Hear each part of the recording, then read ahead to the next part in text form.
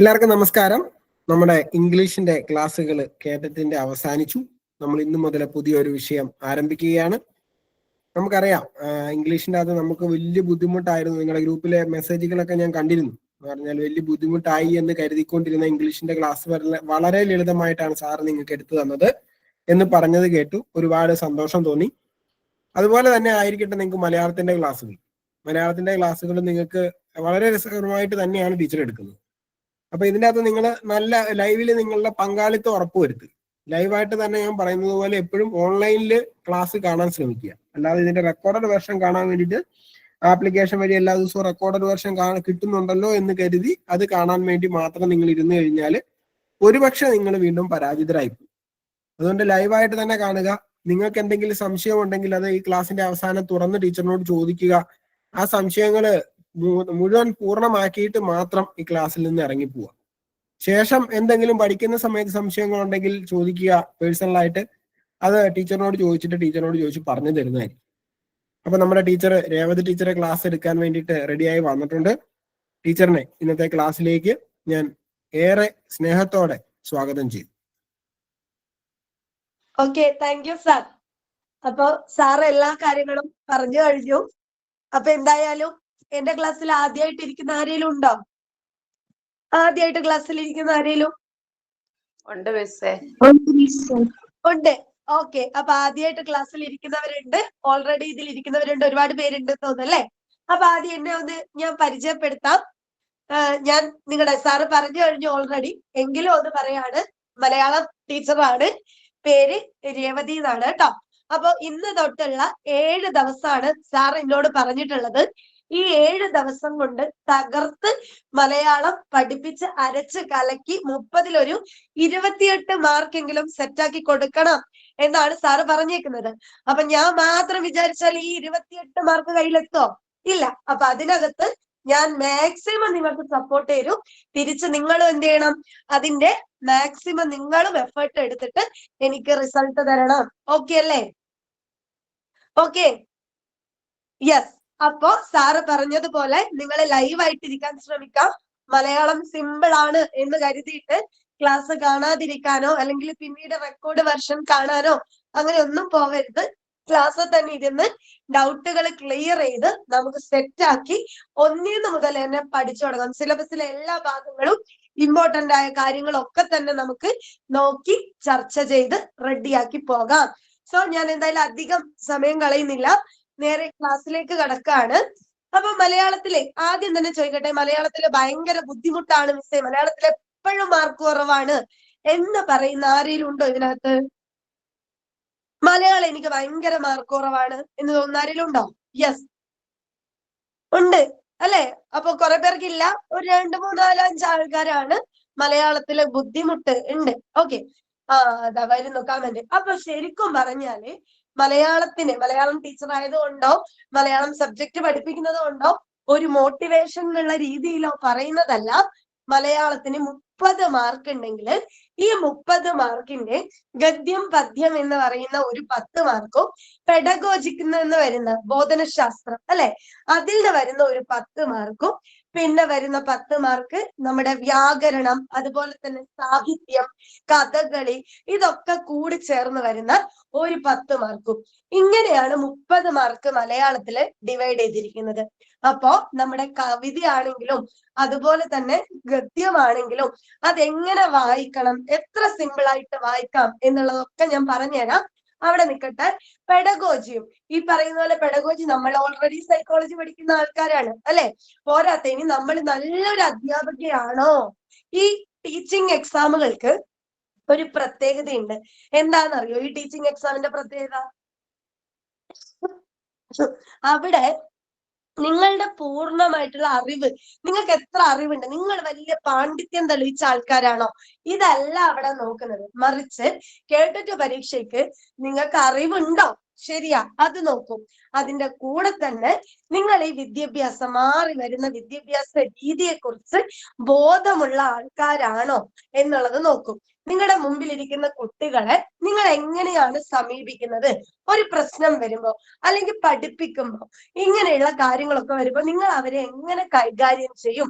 ഇതൊക്കെയാണ് ഈ പെഡഗോജി എന്ന് പറയുന്ന ഭാഗത്ത്. നിങ്ങൾക്ക് എന്തൊക്കെ ടെക്നിക്കുകൾ അറിയാം? നിങ്ങൾ ഒരു വിഷയത്തെ എത്ര നല്ല രീതിയിൽ കൈകാര്യം ചെയ്യുന്നു? അപ്പൊ ഇതറിയാൻ വേണ്ടിയിട്ട് നിങ്ങൾ പഠിക്കുന്ന ഏത് പേപ്പർ ആയിക്കോട്ടെ ആ എല്ലാ പേപ്പറിനകത്തും 10 മാർക്കിന്റെ പെഡഗോജി ഉണ്ട്. ഇപ്പൊ ഇംഗ്ലീഷും മലയാളവും 30 മാർക്കാണ് അല്ലെ? ആ 30 മാർക്ക് തന്നെ ഇംഗ്ലീഷിലെ 10 മാർക്ക് പെഡഗോജി വരുന്നു, മലയാളത്തിലെ 10 മാർക്കും പെഡഗോജി വരുന്നു. സൈക്കോളജി നിങ്ങൾ ഓൾറെഡി പഠിക്കുന്നുണ്ട്. സൈക്കോളജിക്കകത്തും പെഡഗോജി ഉണ്ട്, മാത്സിനകത്തും പെഡഗോജി ഉണ്ട്, സോഷ്യൽ സയൻസിനകത്തും പെഡഗോജി ഉണ്ട്. അപ്പൊ എല്ലാ വിഷയത്തിനകത്തും പെഡഗോജി ഇരിക്കുന്നുണ്ട്. അതുകൊണ്ട് തന്നെ നിങ്ങൾ ഒരു കാര്യം കൃത്യമായിട്ട് പഠിച്ചാൽ എല്ലാത്തിനും വേണ്ടിയിട്ടും ഉപകരിക്കും. അപ്പൊ ഞാൻ ആ ക്വസ്റ്റ്യൻസ് നമ്മുടെ പ്രീവിയസ് ക്വസ്റ്റ്യൻ പേപ്പർ ഞാൻ നിങ്ങൾക്ക് ഈ ഡൗട്ട് ക്ലിയർ ചെയ്ത് തരാം. അപ്പൊ നമ്മൾ ആദ്യം തുടങ്ങുന്നത് ആ ലാസ്റ്റ് പറഞ്ഞ 10 മാർക്കിലുണ്ട് അല്ലെ? ആ 10 മാർക്കില് എന്തൊക്കെ ചോദിച്ചിട്ടുണ്ട്? ഇപ്പൊ മുൻവർഷത്തെ ചോദ്യ പേപ്പറിന്ന് ഞാൻ സ്നിപ്പ് ചെയ്തൊക്കെ എടുത്തിട്ടുണ്ട്, പക്ഷെ അതിന് ക്ലാരിറ്റി കുറവാണ്. അതുകൊണ്ട് ഞാൻ ചില കാര്യങ്ങൾ നിങ്ങൾക്ക് സ്ക്രീനിൽ കാണിച്ചുതരാം. എന്നിട്ട് അവിടെ നിന്ന് മുതൽ തന്നെ നമുക്ക് ആദ്യം തുടങ്ങാം അല്ലെ? അപ്പൊ നേരത്തെ പറഞ്ഞതുപോലെ നിങ്ങൾ എല്ലാവരും ആലോചിച്ച് കറക്റ്റ് ഉത്തരം പറയാൻ വേണ്ടി ശ്രമിക്കാം. അതുപോലെ തന്നെ എന്താ എല്ലാവരും ഞാൻ സ്ക്രീൻ പ്രസന്റ് ചെയ്യുന്ന സമയത്ത് എനിക്ക് നിങ്ങളുടെ ടൈപ്പിംഗ് മെസ്സേജ് കാണാൻ പറ്റില്ല. അപ്പൊ എന്ത് ചെയ്യണം? നിങ്ങൾ വോയിസ് ഓൺ ചെയ്യുകയാണെങ്കിൽ തന്നെ ഉത്തരം പറഞ്ഞ ഉടൻ തന്നെ അത് മ്യൂട്ട് ചെയ്യാൻ വേണ്ടി ശ്രദ്ധിക്കാം. ഒരു ടോപ്പിക് പറഞ്ഞിട്ട് ഞാൻ മനസ്സിലായോ എന്ന് ചോദിക്കുമ്പോ നിങ്ങൾക്ക് ക്ലിയർ അല്ലാത്ത കാര്യങ്ങൾ എന്നോട് ചോദിക്കാം. അപ്പൊ ഓരോന്നും ക്ലിയർ ചെയ്യാം. ഒരു കുഞ്ഞ് നോട്ട്ബുക്കും ഒരു പെന്നും എടുത്ത് ചെറിയ ചെറിയ പോയിന്റ്സുകളൊക്കെ എഴുതാൻ വേണ്ടി റെഡി ആയിട്ട് ഇരിക്കാം. നമ്മൾ ഒരാളെ കൊണ്ട് നമുക്ക് എന്ത് ചെയ്യരുത്? മറ്റുള്ളവർക്ക് ബുദ്ധിമുട്ടാകരുത് എന്നുള്ള ഒരു കാര്യം കൂടി ശ്രദ്ധിക്കാം. അപ്പൊ ഇത്രയും ഞാൻ പറഞ്ഞത് ക്ലിയർ ആണെങ്കിൽ നമുക്ക് നമ്മുടെ PPT-യിലേക്ക് പോകാം.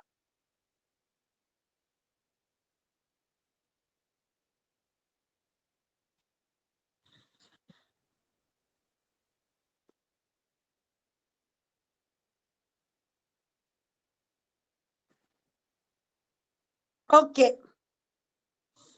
അപ്പൊ സ്ക്രീൻ എന്തായാലും നോക്കാം നമുക്ക് അല്ലെ?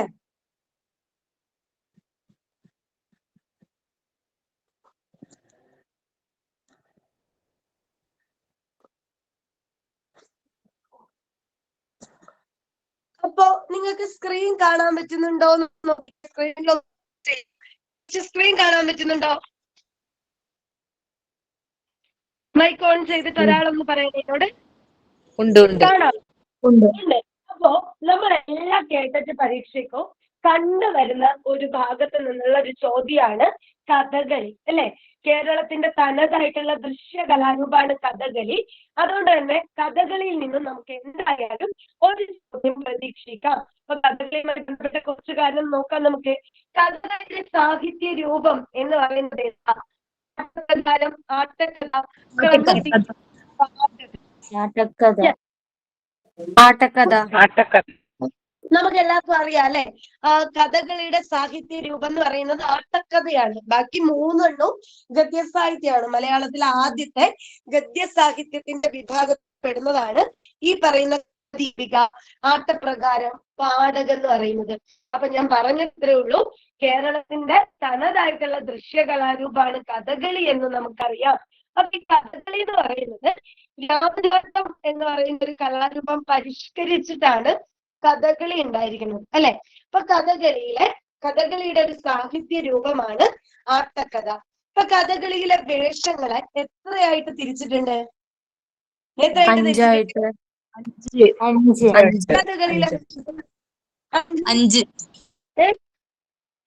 കഥകളിയിലെ വേഷത്തിന് 5 ആയിട്ട് തിരിച്ചിട്ടുണ്ട് അല്ലെ?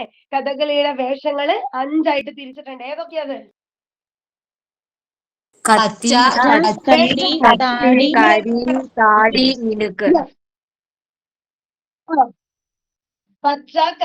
കരി, താടി, മിനുക്ക് എന്നൊക്കെ പറഞ്ഞിട്ട് തിരിച്ചിട്ടുണ്ട്. അപ്പൊ നമ്മള് കഥകളി പഠിക്കുന്ന സമയത്ത് നമ്മൾ കാര്യം ഒന്ന് പഠിക്കണം, വാദ്യോപകരണങ്ങളെ കുറിച്ച് പഠിക്കണം, കഥകളിയിലെ ചടങ്ങുകളെ കുറിച്ച് പഠിക്കണം. ഈ 3 കാര്യമാണ് നമ്മൾ പരീക്ഷകളിൽ ആവർത്തിച്ചു വരുന്നത് കണ്ടിട്ടുള്ളത്. താഴെ തന്നിരിക്കുന്നവയിൽ കഥകളി അല്ലെ, കഥകളിയുടെ വാദ്യോപകരണങ്ങളിൽ ഉൾപ്പെടുന്നത് ഏത് എന്ന തരത്തിൽ ചോദ്യം വന്നിട്ടുണ്ട്. അതുപോലെ എന്ന് പറയുന്നത് കൊണ്ട് ഉദ്ദേശിക്കുന്നതിനെ കുറിച്ച് ചോദ്യം വന്നിട്ടുണ്ട്. അതേപോലെ തന്നെ അതിന്റെ ചടങ്ങുകളെ കുറിച്ചിട്ടും ചോദ്യം വന്നിട്ടുണ്ട്. അപ്പൊ ഇതൊക്കെ നമ്മൾ അറിഞ്ഞിരിക്കണം. അപ്പൊ ആദ്യം നമ്മൾ പറഞ്ഞു കഥകളിയിലെ വേഷങ്ങള് 5 തിരിച്ചിട്ടുണ്ട്. അതിൽ ഒന്നാമത്തതാണ് പച്ച എന്ന് പറയുന്നത്. പച്ച എന്ന് പറയുന്നത് എങ്ങനെയുള്ള കഥാപാത്രങ്ങൾക്കാ കൊടുക്കുന്നത്? എങ്ങനെയുള്ള കഥാപാത്രത്തിനാ പച്ചവേഷം കൊടുക്കുന്നത്?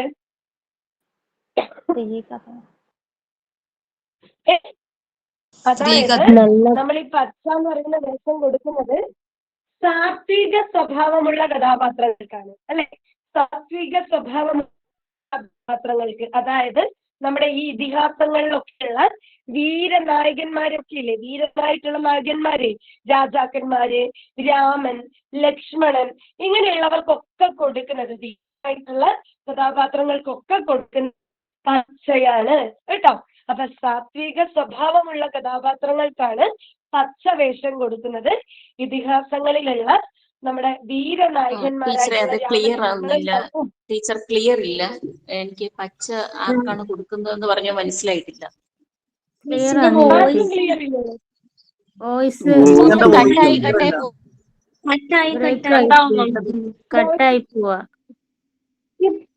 ഇപ്പൊ കേക്കാവോ? ഇപ്പൊ ഓക്കെ. പറയുന്ന സമയത്ത് ബ്ലറായി ക്ലിയർ കുറവാണ്. ഇപ്പൊ കേക്കാവോ? ഇടയ്ക്ക് ക്ലിയർ പോകും. ഇപ്പൊ കേക്കാം. ഇപ്പം ഇപ്പൊ കേക്കാം. ഓക്കെ, അങ്ങനെയാണെങ്കിൽ അപ്പൊ നമ്മൾ പറഞ്ഞത് പച്ച എന്ന് പറയുന്ന ഒരു വേഷത്തെ കുറിച്ചാണ് പറഞ്ഞത് അല്ലെ. അപ്പൊ പച്ച എന്ന് പറയുന്ന വേഷം കൊടുക്കുന്നത് ആർക്കാന്നാ പറഞ്ഞത്? സാത്വിക സ്വഭാവമുള്ള കഥാപാത്രങ്ങൾക്കാണ് കൊടുക്കുന്നത്. ഓക്കെ, സാത്വിക സ്വഭാവമുള്ള കഥാപാത്രങ്ങൾക്കാണ് കൊടുക്കുന്നതെന്ന് പറഞ്ഞു. ഇപ്പം ഇതിഹാസങ്ങളിലൊക്കെയുള്ള വീരനായകന്മാർക്കാണ് ഈ പച്ച വേഷം കൊടുക്കുന്നത്. നമ്മുടെ രാജാക്കന്മാര്, രാമൻ, ലക്ഷ്മണൻ, ഇവർക്കൊക്കെയാണ് പച്ച വേഷങ്ങള് കൊടുക്കുന്നത്. ഇപ്പൊ കിട്ടിയോ? പച്ച കിട്ടിയോ? പച്ചവേഷം കിട്ടിയോ?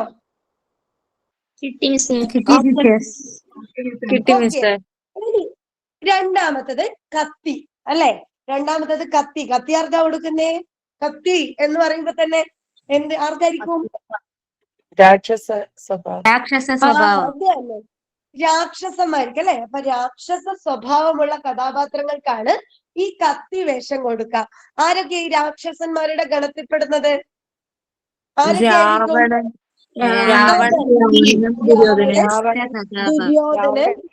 ദുര്യോധനൻ, രാവണൻ, ദുര്യോധനൻ, കീചകൻ, നരകാസുരൻ തുടങ്ങിയിട്ടുള്ള രാക്ഷസന്മാർക്കൊക്കെ കൊടുക്കുന്നത് ഈ പറയുന്ന കത്തിവേഷമാണ് കേട്ടോ.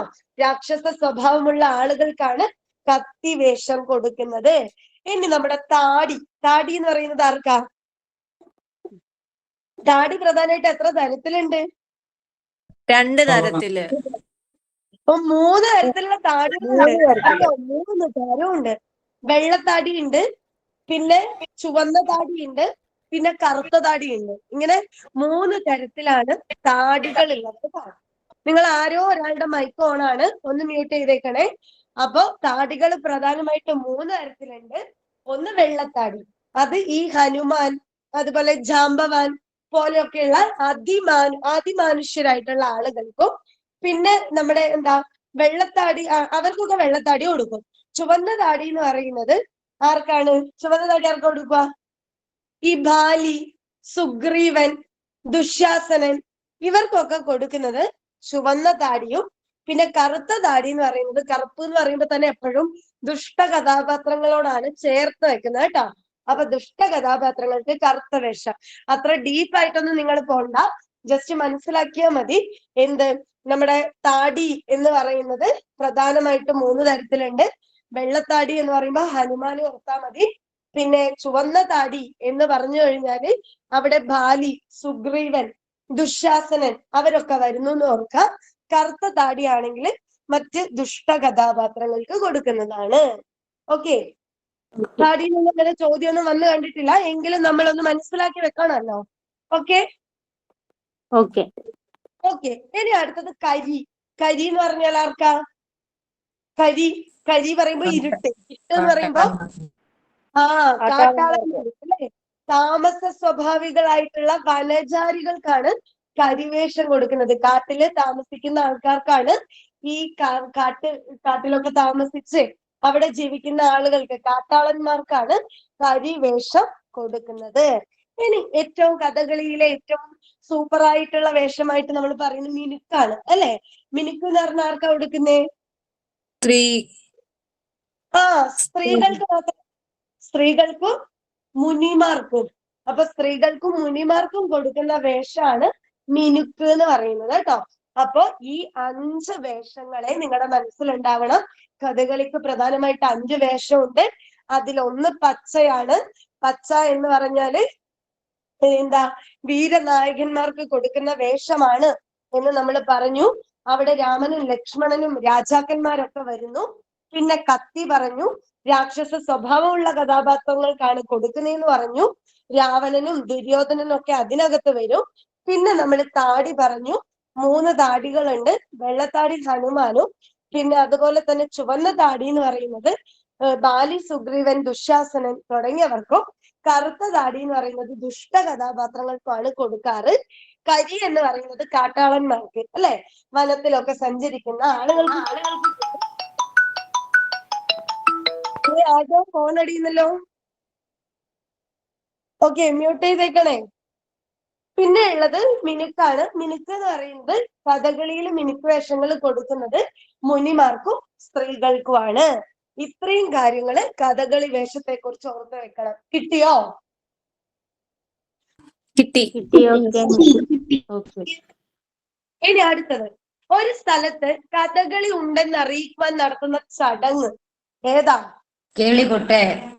കേളികൊട്ട്. യെസ്, കഥകളി ഉണ്ട് എന്ന് പറയുമ്പോ അവിടെ ആദ്യം വരുന്നത് എന്താണ്? കേളികൊട്ട് അല്ലെ? അപ്പൊ കഥകളി ഉണ്ട് എന്ന് എല്ലാരും അറിയിക്കണമെങ്കിൽ ആദ്യം ഉപയോഗിക്കുന്നത് കേളികൊട്ട് എന്ന് പറയുന്ന ഒരു ചടങ്ങ് തന്നെയാണ്. ഇപ്പൊ കഥകളി ഉണ്ട്, ഇന്നിവിടെ കഥകളി നടക്കുന്നു എന്ന് നാട്ടുകാരെ അറിയിക്കാനുള്ള ഒരു മേളമാണ് കേളികൊട്ട് എന്ന് പറയുന്നത്. അപ്പൊ സന്ധ്യക്ക് മുമ്പാണ് ഈ കേളികൊട്ട് നടത്തുന്നത് കേട്ടോ. സന്ധ്യക്ക് മുമ്പാണ് കേളികൊട്ട് നടത്തുന്നത്. ഇനി അത് കഴിഞ്ഞ് കേളികൊട്ട് കഴിഞ്ഞിട്ടുള്ള അടുത്ത ചടങ്ങ് എന്താ? ആദ്യം കേളികൊട്ട് കഴിഞ്ഞു, എന്നിട്ട് നാട്ടുകാരെയൊക്കെ അറിയിച്ചു ഇത് ഇവിടെ കഥകളി ഉണ്ട് എന്ന് അറിയിച്ചു. ഇനി അടുത്ത ചടങ്ങ് എന്താ? വന്ദന ശ്ലോകം. വന്ദന ശ്ലോകം ഉണ്ട് അല്ലെ? അപ്പൊ അതിനു മുമ്പായിട്ട് എന്തുണ്ട്? അരങ്ങുകേളി എന്നും പറഞ്ഞൊരു സാധനം ഉണ്ട്. അരങ്ങുകേളി. അരങ്ങുകേളി എന്ന് പറഞ്ഞ എന്താ? കളി തുടങ്ങിക്കഴിഞ്ഞുവെന്ന് അറിയിക്കുന്ന ഗണപതി കൊട്ടാണ് അരങ്ങുകേളി.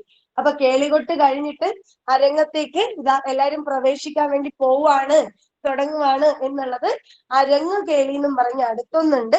അത് കഴിഞ്ഞിട്ട് തോടയം എന്ന് പറയുന്ന ഒരു ചടങ്ങുണ്ട്. തോടയം എന്ന് പറഞ്ഞാല് പൂജിക്കണല്ലോ. നമ്മളിപ്പോ തുടങ്ങുമ്പോ നമ്മള് വീട്ടിലൊക്കെ കുടിയേറി പാർക്കുന്ന സമയത്ത്, കുടികൂടുന്ന സമയത്ത് ഗണപതി ഹോമൊക്കെ നടത്താറില്ലേ? അതുപോലെ നമ്മൾ എന്ത് ചെയ്യുന്നു? ഇതുണ്ട് എന്ന് അറിയിച്ചു, എല്ലാരും അരങ്ങത്തേക്ക് വരാൻ വേണ്ടി തുടങ്ങി. എന്നിട്ട് തോടയം, ഇഷ്ടദേവതാ പൂജ കേട്ടോ. അപ്പൊ ഇഷ്ടദേവതയെ പൂജിക്കാൻ വേണ്ടി തുടങ്ങുന്നു. അത് കഴിഞ്ഞിട്ട് വന്ദന ശ്ലോകം. അപ്പൊ തോടയം കഴിഞ്ഞ് എന്ത് ചെയ്യുന്നു? വന്ദന ശ്ലോകം. അപ്പൊ വന്ദന ശ്ലോകം കഴിഞ്ഞ് ഗായകന്മാര് വരുന്നു. എന്നിട്ട് എന്ത് ചെയ്യുന്നു? അവർ ഇഷ്ടദേവതാ സ്തുതി അല്ലെ, ഇഷ്ടപ്പെട്ട ദേവതാ സ്തുതിയെ, ദേവന്മാരെയും ദേവിമാരെയും ഒക്കെ അവിടെ വന്ന് സ്തുതിക്കുന്നു. അത് കഴിയുമ്പോഴാണ് നമ്മുടെ പുറപ്പാട്, കഥകളിയുടെ പുറപ്പാട് വരും. ഒരു പുരുഷ വേഷവും ഒരു സ്ത്രീ വേഷമൊക്കെ നമ്മുടെ തിരശീല നീക്കിയിട്ട് രംഗത്ത് വന്ന് പിന്നെ എന്ത് ചെയ്യുന്നു? പ്രാർത്ഥനാപരമായിട്ടുള്ള ചടങ്ങുകളൊക്കെ ചെയ്യുന്നു. ഇതാണ് പുറപ്പാട് എന്ന് പറയുന്നത്. പുറപ്പാടിന് ശേഷം വരുന്നത് മേളപദം. മേളപദം എന്ന് പറയുന്നത് എന്താ? പുറപ്പാടിന് ശേഷം ജയദേവന്റെ ഗീതാഗോവിന്ദം ഉണ്ടല്ലോ, ആ ഗീതാഗോവിന്ദത്തിലെ കുറച്ച് ശ്ലോകങ്ങളൊക്കെ എടുത്തിട്ട് വ്യത്യസ്ത രാഗങ്ങളില് പാടുന്നതാണ് മേളപദം എന്ന് പറയുന്നത്. അത് കഴിഞ്ഞിട്ട് കഥകളിക്ക് ആരംഭം കുറിക്കും. അപ്പൊ ഇത്രയും ഇത്രയും സ്റ്റെപ്പുകൾ എന്തുണ്ട് ഒരു കഥകളി അഭിനയിക്കണമെങ്കിൽ ഉണ്ട് കേട്ടോ. അപ്പൊ കഥകളിയുടെ തുടക്കം എവിടെ നിന്നാന്ന് ചോദിച്ചാല് കൃത്യമായിട്ട് മനസ്സിലാക്കാം. കഥകളിയുടെ ചടങ്ങുകള് കേളികൊട്ട് കഥകളി ഉണ്ട് എന്ന് നാട്ടുകാരെ അറിയിച്ചു. അരങ്ങ് കേളി ഇതാ നേരത്തെ അറിയിച്ചു, ഇന്ന് രാത്രി എന്താണ് കഥകളി നടക്കുന്നുണ്ട് എന്ന് അറിയിക്കുന്നു. അങ്ങനെ അറിയിച്ചു കഴിഞ്ഞിട്ട് പിന്നെ അരങ്ങ് കേളി അല്ലെ, നമ്മൾ എന്ത് ചെയ്യുന്നു, അരങ്ങത്ത് വന്നു കഴിഞ്ഞിട്ടുള്ള ഒരു കൂട്ടം എല്ലാരും ഇതാ വരാൻ തുടങ്ങി എന്നുള്ള അരങ്ങ് കേളിയുണ്ട്. അത് കഴിഞ്ഞിട്ട് ഇഷ്ടദേവതാ പൂജ നടത്തുന്നു. അത് കഴിഞ്ഞിട്ട് വന്ദന ശ്ലോകം അല്ലെ, തോടെയും കഴിഞ്ഞിട്ട് കുറെ ഗായകന്മാരൊക്കെ വന്നിട്ട് ഇഷ്ടപ്പെട്ട എല്ലാ ദേവന്മാരെയും ദേവിമാരെയും വാഴ്ത്തുന്നത് തോടെ എന്ന് പറയുന്നു. പിന്നെ പുറപ്പാട്, ഒരു പുരുഷ വേഷം ഒരു സ്ത്രീ വേഷമൊക്കെ തിരശീല മാറ്റി മുന്നിലേക്ക് വരുന്നു. എന്നിട്ട് അവരെന്ത് ചെയ്യുന്നു, ഓരോരോ കാര്യങ്ങൾ പറയാൻ വേണ്ടി തുടങ്ങുന്നു. പിന്നെ വരുന്നത് മേളപ്പദം. ജയദേവന്റെ ഗീതാഗോവിന്ദത്തിലെ കുറെ രാഗങ്ങൾ എടുത്തുകൊണ്ട് വീണ്ടും ശ്ലോകമൊക്കെ പാടാൻ തുടങ്ങുന്നു. അവസാനം എന്ത് ചെയ്യുന്നു, കഥ ആരംഭിക്കുന്നു, കഥകളി തുടങ്ങുന്നു. അപ്പൊ ഇത്രയും കാര്യങ്ങൾ, ഇത്രയുമായിട്ടുള്ള ഒരു ഘടന കഥകളിയുടെ ചടങ്ങുകളായിട്ട് ഓർത്തു വെക്കണം. കിട്ടിയോ? മിസ് മൂന്നാമത്തെ ഒന്നുകൂടി പറഞ്ഞുതരാം. ഒന്നാമത്തെ ചടങ്ങ് കേളികൊട്ട്. കഥകളി ഉണ്ടെന്ന് എല്ലാരെയും അറിയിക്കാം. രണ്ടാമത്തത് അരങ്ങുകേളി. കളി തുടങ്ങി കഴിഞ്ഞു എന്ന് എല്ലാരും അറിയിക്കുക. മൂന്നാമത്തത് തോടയം. ഇഷ്ടദേവതേനെ പൂജിക്കുക. ഇഷ്ടദേവത പൂജയാണ് തോടയം. നാലാമത്തത് വന്ദന ശ്ലോകം. തോടയം.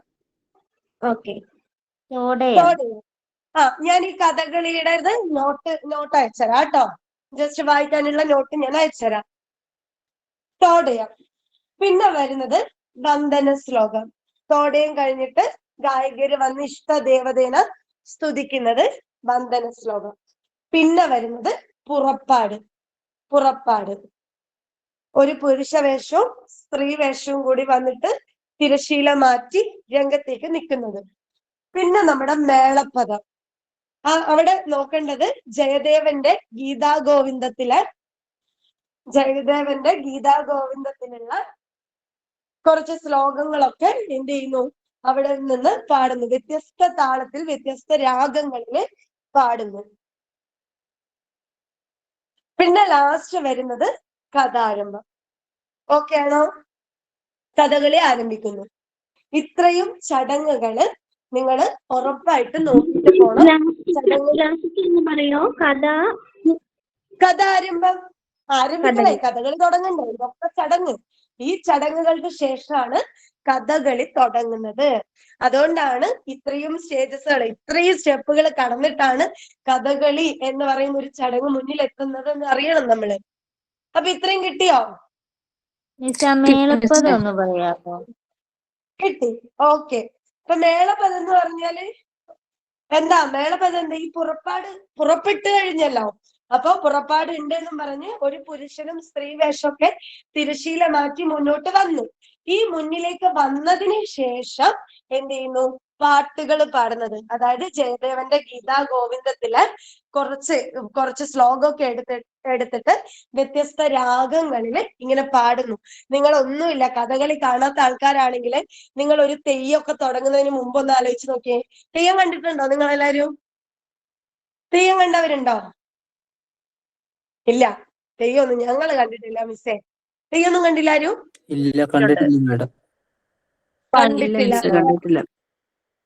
ഷെടാ, ഇവിടെ കണ്ണൂർക്കാര് കുറവാന്ന് തോന്നുന്നല്ലോ. ഞാനൊരു കണ്ണൂർക്കാരിയാണ്, അതുകൊണ്ട് എനിക്ക് പെട്ടെന്ന് എക്സാമ്പിൾ പറയുമ്പോ എനിക്ക് തെയ്യത്തിലേക്കാ പോകുന്നത്. പോട്ടെ.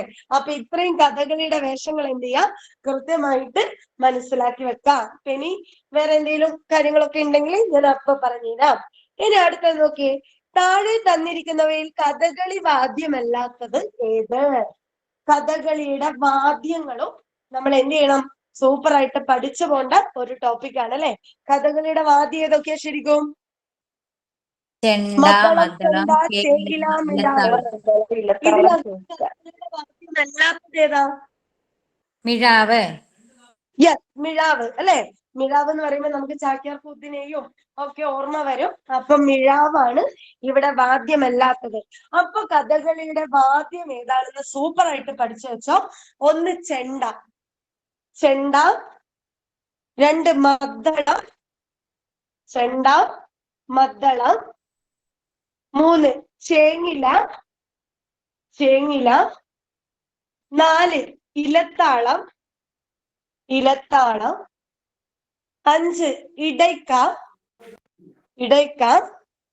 ആറ് ശംഖ്. ഇത്രയുമാണ് കഥകളിയിൽ ഉപയോഗിക്കുന്ന വാദ്യങ്ങൾ കേട്ടോ. ചെണ്ട, മദ്ദളം, ചേങ്കില, ഇലത്താളം, ഇടയ്ക്ക, ശംഖ്.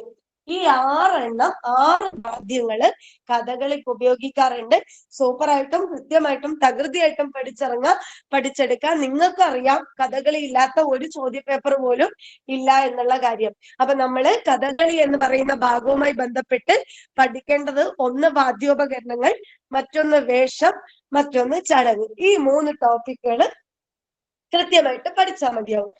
ഓക്കെ ആണല്ലോ? Okay miss. ഓക്കെ. അപ്പൊ അങ്ങനെയാണെങ്കിൽ നമ്മൾ മെല്ലെ എന്ത് ചെയ്യാണ്? നമ്മുടെ ഒന്നാമത്തെ ഒരു ചോദ്യത്തിലൂടെ തന്നെ നമ്മൾ എന്ത് ചെയ്യുന്നു? വ്യാകരണം എന്നൊന്നും പറയാനില്ല. വ്യാകരണം എന്നൊക്കെ കേൾക്കുമ്പോ എന്റെ ദൈവം ഇതെന്താ സംഭവം എന്നൊന്നും വിചാരിക്കണ്ട. നിങ്ങൾക്ക് വ്യാകരണം പഠിക്കാൻ എന്ന് പറഞ്ഞാല് നിങ്ങളുടെ സിലബസിൽ കൊടുത്തിട്ടുണ്ട് ബേസിക് ആയിട്ടുള്ള വ്യാകരണം. അതായത് കുഞ്ഞു മക്കളൊക്കെ പഠിക്കുന്നില്ലേ, അതുപോലുള്ള വ്യാകരണമാണ് നിങ്ങൾക്ക് നോക്കാനുള്ളത്. ഇവിടെ ഒരു ചോദ്യം നോക്കിയേ. താഴെ തന്നിരിക്കുന്നവയിൽ ഘോഷ ശബ്ദത്തിന് ഉദാഹരണം ഏത്? ഹായാണോ, ഭായാണോ, ധായാണോ, ന്യായാണോ? ഏതാ ഇവിടെ ഘോഷ ശബ്ദത്തിന് ഉദാഹരണം? ഏതാ? ഇങ്ങനെയൊക്കെ ചോദിച്ചാൽ ഈ ഘോഷം എന്താണെന്ന് അറിയില്ല മിസ്സേ എന്നാണോ? ഹായാണ്. ഓക്കെ. അപ്പൊ നിങ്ങൾ ഇവിടെ ഹ ആണ് എന്ന് നോട്ട് ചെയ്ത് വെച്ചിട്ടുള്ള ചില ആൾക്കാരുണ്ട്. ബാക്കിയുള്ളവരോ?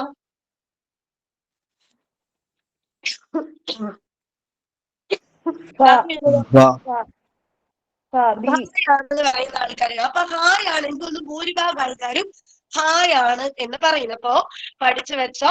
കുഞ്ഞു മക്കളെ പോയിട്ട് അക്ഷരങ്ങൾ പഠിപ്പിക്കേണ്ട ടീച്ചേഴ്സാ. അക്ഷരങ്ങൾ അറിയാവോ? സ്വരാക്ഷരവും വ്യഞ്ജനാക്ഷരവും എഴുതാൻ അറിയാവോ കൃത്യമായിട്ട്? എഴുതാൻ അറിയോ? അങ്ങനെ അറിയുമെങ്കിൽ എന്ത് ചെയ്യാം? ഇപ്പൊ വലിയ ക്ലാസ്സിലെ കുട്ടികളോട് വിട്ട് അക്ഷരമാല എഴുതോന്ന് ചോദിച്ചാൽ അവരുടെ കുറെ തെറ്റിക്കും. പക്ഷെ നമ്മളത് തെറ്റിക്കരുത്. അതറിയുന്ന ഒരാൾക്ക് മാത്രമേ ഇത് എഴുതാൻ പറ്റൂ. നിങ്ങളുടെ ക്വസ്റ്റ്യൻ പേപ്പറിൽ ഒരു തവണ വന്നിരിക്കുന്ന ഒരു ചോദ്യമാണ് ഇത്. അതുകൊണ്ട് തന്നെ നമ്മൾ വിട്ടുകളയരുത്. അപ്പൊ താഴെ തന്നിരിക്കുന്നതിൽ ഘോഷ ശബ്ദത്തിന് ഉദാഹരണം ഏതെന്ന് വെച്ചപ്പോ നിങ്ങളൊക്കെ ഹാ പറഞ്ഞിട്ടുണ്ട്, ധാ പറഞ്ഞിട്ടുണ്ട്. അതേപോലെ ഒരു ചോദ്യം നോക്ക്. ഷ, സ എന്നീ അക്ഷരങ്ങൾ ഉൾപ്പെടുന്ന വിഭാഗം. ഘോഷങ്ങൾ, ഊഷ്മാക്കൾ, മധ്യമങ്ങൾ, അധികരങ്ങൾ. ഊഷ്മാക്കള്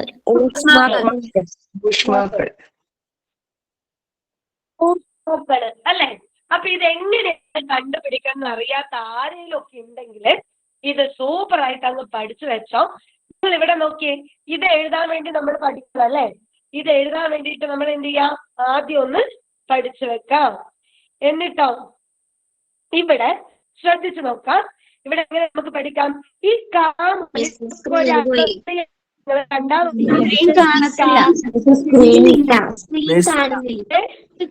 കാണുന്നില്ല, ക്ലിയറും അല്ല.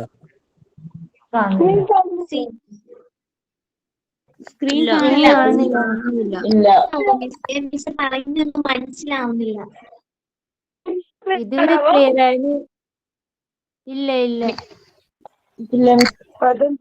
നോക്കട്ടെ, ഒരു മിനിറ്റ്.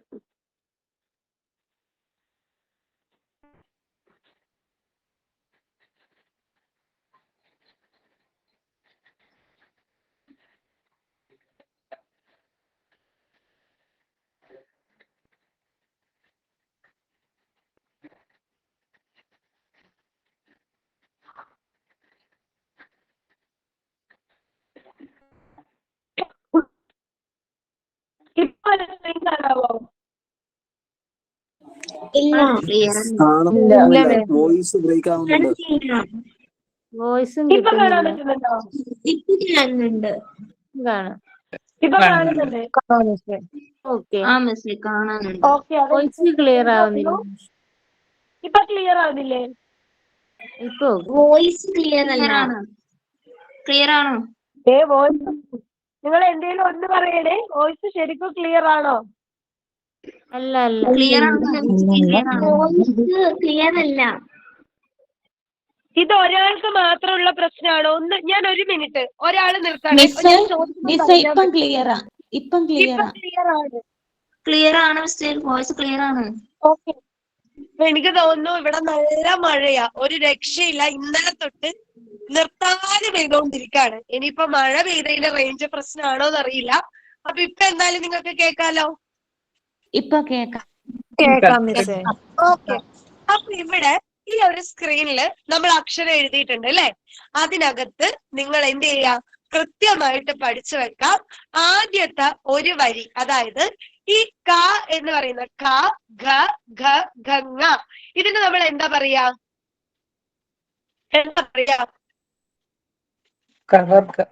കവർഗം അല്ലെ? ഇതിന് നമ്മള് കവർഗം എന്ന് പറയും.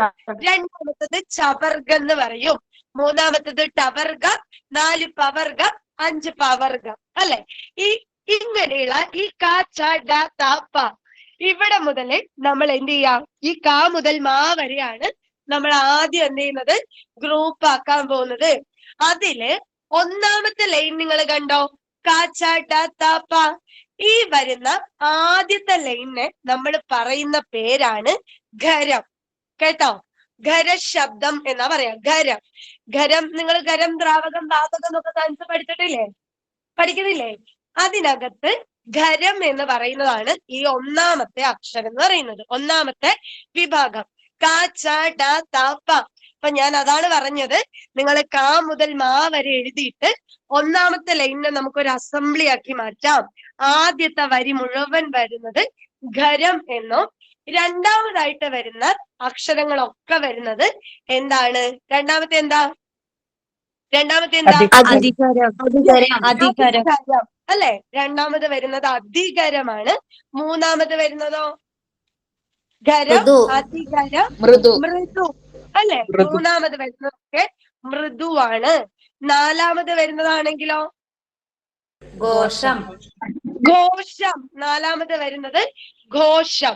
അങ്ങനെയാണെങ്കിൽ അഞ്ചാമത് വരുന്നതോ ഇങ്ങ, ഞാണ, നാമ. ഇതാണെങ്കിലോ അനുനാസികങ്ങൾ അല്ലെ? അനുനാസികം എന്നും പറയും, ശിഥില വർണ്ണങ്ങൾ എന്നും പറയും. കേട്ടോ? ശിഥില വർണ്ണം എന്നും പറയും, അനുനാസികങ്ങൾ എന്നും പറയും. അപ്പോ ഇവിടത്തെ ആദ്യത്തെ കവർഗത്തെ അല്ലെ, സോറി കവർഗല്ല, ക, ച, ഡ, ത, പ ഇങ്ങനെയുള്ള താഴോട്ടുള്ള എല്ലാത്തിനെയും നമ്മൾ ഖരം എന്ന് പറയും. ഇതെങ്ങനെയാ, എന്തിന്റെ അടിസ്ഥാനത്തിലാണ് എങ്ങനെ തിരിച്ചിരിക്കുന്നതെന്ന് വെച്ച് കഴിഞ്ഞാല് നമ്മുടെ ഉച്ചാരണത്തിന്റെ അടിസ്ഥാനത്തിലാണ്. കേട്ടോ? നമ്മൾ ഉച്ചരിക്കുന്നതിനനുസരിച്ച് ക, ച, ഡ, ത, പ എന്നൊക്കെ ചിന്തിക്കുന്ന നോക്കിയേ, കുറച്ചും കൂടി സിമ്പിൾ ആയിട്ടാണ്. അതിനനുസരിച്ച് ഖരം എന്ന് പറയുന്നു. രണ്ടാമത് നോക്കി, ഒന്നുകൂടി കടുകട്ടിയല്ലേ? ഘ, ഛ എന്നൊക്കെ പറയുമ്പോ അവിടെ എന്തായി? അധികരം. മൂന്നാമത്തതോ വീണ്ടും താണു, ഗ എന്ന് പറയുമ്പോ മൃദു. നാലാമത് വീണ്ടും കട്ടിയുണ്ട് ഇല്ലേ? അപ്പൊ ഘ എന്ന് പറയുമ്പോ അത് ഘോഷം എന്നായിട്ട് മാറി. പിന്നെ ലാസ്റ്റ് വൺ മൂക്കിന്റെ സഹായത്തോടു കൂടി നമ്മൾ പറയുന്നത് കൊണ്ട് തന്നെ അതിനെ അനുനാസികങ്ങൾ എന്നും ശിഥില വർണ്ണങ്ങൾ എന്നുമാണ് പറയുന്നത്. അപ്പൊ ഇവിടെ നിന്ന് ഇടക്ക് നിന്നാണ് നിങ്ങളോട് ചോദിച്ചിരിക്കുന്നത്. അപ്പൊ ഭായാണ് എന്തിന്റെ ഉത്തരം?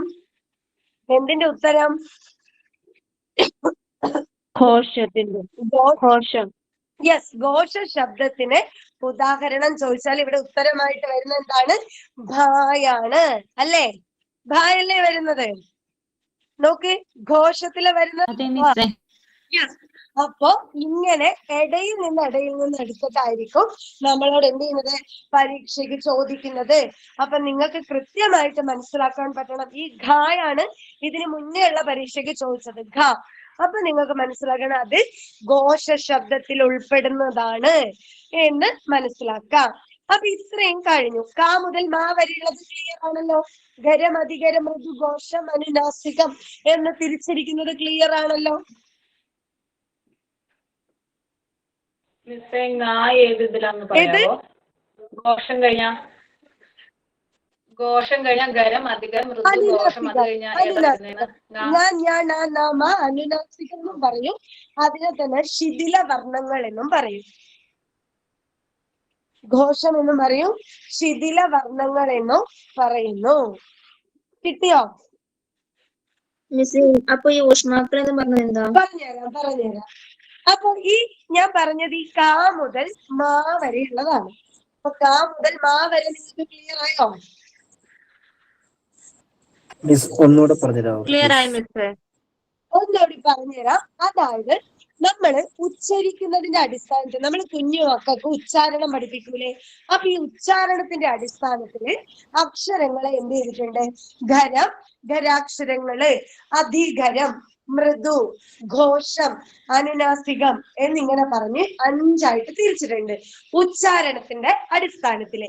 ആ ഉച്ചാരണ അടിസ്ഥാനത്തിൽ പഠിക്കുമ്പോ ആദ്യം നമ്മൾ എടുക്കുന്നത് ഈ കാ മുതൽ മാ വരെയാണ്. കാരണം എന്താ? ഇത് നമ്മൾ പഠിക്കുമ്പോഴേ ഒന്നിച്ച് പഠിച്ചു പോയതാണ് അല്ലെ? എന്നാൽ നമ്മൾ നിർത്തി പഠിക്കുന്നത് ഈ കാ മുതൽ കാ വരെയുള്ളതാണ്. അതുകൊണ്ട് തന്നെ നമ്മൾ ആദ്യം അത് എടുത്തു. എന്നിട്ട് നമ്മൾ എന്ത് ചെയ്തു? ഒന്നാമത്തെ ലൈനിൽ നിൽക്കുന്ന എല്ലാത്തിന്റെ ആദ്യത്തെ അക്ഷരം നോക്ക്. ക, ച, ഡ, ത, പ. ഈ ഒന്നാമത്തെ അക്ഷരത്തിനെ മുഴുവനും നമ്മൾ ഉൾപ്പെടുത്തുന്നത് ഖരം എന്ന് പറയുന്ന ഒരു വിഭാഗത്തിലാണ്. അപ്പൊ ഖരം എന്ന് പറഞ്ഞാല് ഉച്ചാരണത്തിൽ ഏറ്റവും താഴ്മയോടുകൂടി ഉച്ചരിക്കുന്നത് ഖരം. രണ്ടാമത് വരുന്ന നോക്കിയേ, ക കഴിഞ്ഞിട്ട് വരുന്ന ഖ, ഒന്നുകൂടി ഒന്ന് വന്നല്ലേ. രണ്ടാമത്തെ നോക്കിയേ, ഛ എന്ന് പറയുമ്പോ ഒന്നുകൂടി സ്ട്രെസ് കൊടുത്ത് നമ്മൾ ഉച്ചരിക്കാൻ തുടങ്ങി. ഇങ്ങനെ രണ്ടാമത് നിൽക്കുന്ന എല്ലാ അക്ഷരങ്ങളെയും നമ്മൾ അധികരം എന്ന് പറയും. ഒന്നുകൂടി നമ്മൾ ഖരത്തിനെ സ്ട്രെസ് ചെയ്തിട്ട് നമ്മൾ ഉച്ചരിക്കുന്നത് കൊണ്ട് അത് അധികരം. മൂന്നാമത്തെ വിഭാഗം നോക്ക്, ഘ, ജ, ഡ, ദ, ബ. ഇതിന് നമ്മൾ വീണ്ടും ലൂസ് ആക്കി വിട്ടു അല്ലെ? അപ്പൊ അവിടെ എന്ത് ചെയ്തു? മൃദുലമായി വീണ്ടും മൃദു. നാലാമത് വരുന്ന എല്ലാ അക്ഷരങ്ങളും വരുന്നത് എന്താണ്? മൃദുവില്. നാലാമത് വരുന്നത് ഘോഷം. ഘോഷം. ഘോഷ ശബ്ദം. ഘോഷം. അപ്പൊ നാലാമത് വരുന്നതെല്ലാം ശബ്ദത്തിൽ വരുന്ന എല്ലാം അനുനാസികങ്ങൾ അല്ലെങ്കിൽ ശിഥില വർണ്ണങ്ങളിലും ഉൾപ്പെടുന്നു. ഇത്രയും കിട്ടിയോ? കിട്ടി മിസ്. അത് നോക്കിയിട്ട് ഓക്കെ. അപ്പൊ ഒരു ബോർഡും പേനും ഒന്നും ഇല്ലാത്തതുകൊണ്ട് എനിക്കത് നിങ്ങൾക്ക് വരച്ച് കാണിക്കാനും പറ്റുന്നില്ല. ഇനി നമ്മൾ ഇത് കഴിഞ്ഞിട്ട് ഇതിലോട്ട് വരുവാണേ. ഇതില് ആദ്യത്തെ 4 എണ്ണം യ, ര, ല, വ. എന്താ പറയുക? യ, ര, ല, വ. മാധ്യമം. മാധ്യമം. ആദ്യത്തെ 4 എണ്ണത്തിന് നമ്മൾ എന്ത് പറയും? മധ്യമങ്ങൾ എന്ന് പറയും അല്ലെ? മധ്യമങ്ങൾ എന്ന് പറയും. യ, ര, ല, വ എന്ന് പറയുന്ന ഈ 4 എണ്ണത്തിന് നമ്മള് മധ്യമങ്ങൾ എന്ന് പറയുന്നു. അത് കഴിഞ്ഞ് വരുന്ന 3 എണ്ണം ഷ, ഷ, സ. ഈ 3 എണ്ണത്തിന് നമ്മൾ പറയുന്നത് ഊഷ്മാക്കൾ എന്നാണ്. ഇതിന്റെ വലിയ വ്യാകരണത്തിലേക്കൊന്നും നിങ്ങൾ പോണ്ട. കാരണം പഠിച്ചെടുക്കുമ്പോ ഓരോന്നും പലതരത്തിൽ പ്രത്യേകത വരും. അതൊന്നും വേണ്ട. ഇത് എന്താന്ന് മാത്രം പഠിച്ചാൽ മതി. യാര, ല, വ മധ്യമങ്ങളാണ്. ഷ, ഷ, സ. ഈ 3 എണ്ണത്തെ നമ്മൾ പറയുന്നത് ഊഷ്മാക്കൾ എന്നാണ്. ഊഷ്മാക്കൾ എന്ന് പറയും. ഇനി അടുത്ത വരുന്ന ഹ എന്ന് പറയുന്ന ഒറ്റൊരക്ഷരം ഉണ്ട് അല്ലെ? ഈ ഹായെ നമ്മൾ എന്ത് പറയും? ഹ എന്ന് പറയുന്ന ഒറ്റ അക്ഷരത്തെ ഘോഷി. കേട്ടോ? ഘോഷി. നേരത്തെ നമ്മൾ ഘോഷമാണ് പഠിച്ചത്. ഇവിടെ ഹ എന്ന് പറയുന്ന ഒറ്റൊരക്ഷരമേ ഉള്ളൂ. ആ അക്ഷരത്തെ പറയുന്നത് ഘോഷി എന്നാണ്. ഘോഷി ശബ്ദമാണ് ഇതിൽ കാണുന്ന ഹ എന്ന് പറയുന്നത്. ഘോഷി. കേട്ടോ? അത് കഴിഞ്ഞ് വരുന്ന ല, ഴ, റ. ഈ 3 എണ്ണത്തെ നമ്മൾ പറയുന്നത് ദ്രാവിഡ മധ്യമങ്ങൾ എന്നാണ് പറയുക. ദ്രാവിഡ മധ്യമങ്ങൾ ള, ഴ, റ.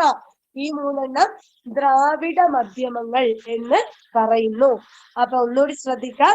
യാ രാ ലാ വ, ഇത്രയും യാ രാ ലാ വ, ഈ 4 ആണെങ്കിൽ നമ്മൾ എന്ത് പറയും? മധ്യമങ്ങൾ എന്ന് പറയുന്നു. ഷ ഷ സ, ഈ 3 ആണെങ്കിൽ ഊഷ്മാക്കളാണ്. അത് കഴിഞ്ഞുള്ള ള ഴ റ, ഈ 3 ആണെങ്കിൽ ദ്രാവിഡ മധ്യമങ്ങൾ എന്ന് പറയുന്നു. കിട്ടിയോ?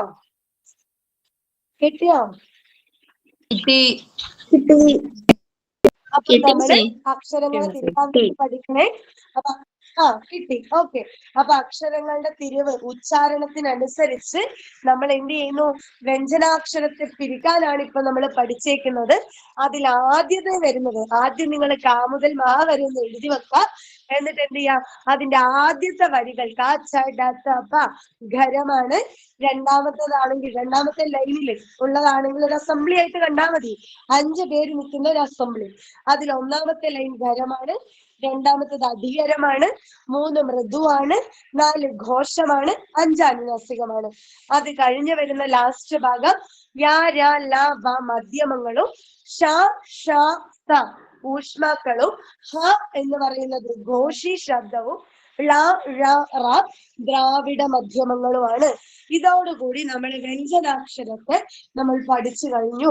അപ്പൊ വ്യഞ്ജനാക്ഷരങ്ങളിലേക്ക് എത്തുന്നതിന് മുമ്പ് ഞാൻ ഒരു കാര്യം കൂടി ചോദിക്കുവാണ്. ഓൾറെഡി നമ്മുടെ ഗ്രൂപ്പിലുള്ള ആൾക്കാർക്ക് ഇത് അറിയുന്ന കാര്യമാണ്. എങ്കിലും വ്യഞ്ജനാക്ഷരങ്ങളെ നമുക്ക് കിട്ടണമെങ്കിൽ എങ്ങനെയാ നമുക്ക് വ്യഞ്ജനാക്ഷരത്തെ കിട്ടുന്നത്? ഒരു വ്യഞ്ജനാക്ഷരം ക, ഈ കായ നമുക്ക് എങ്ങനെയാ കിട്ടുന്നേ? എവിടെന്നാ ഈ കായ കിട്ടുന്നേ?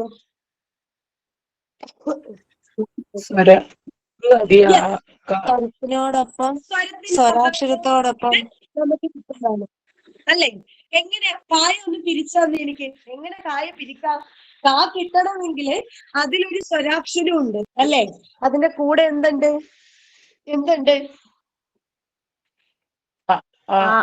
കായോ?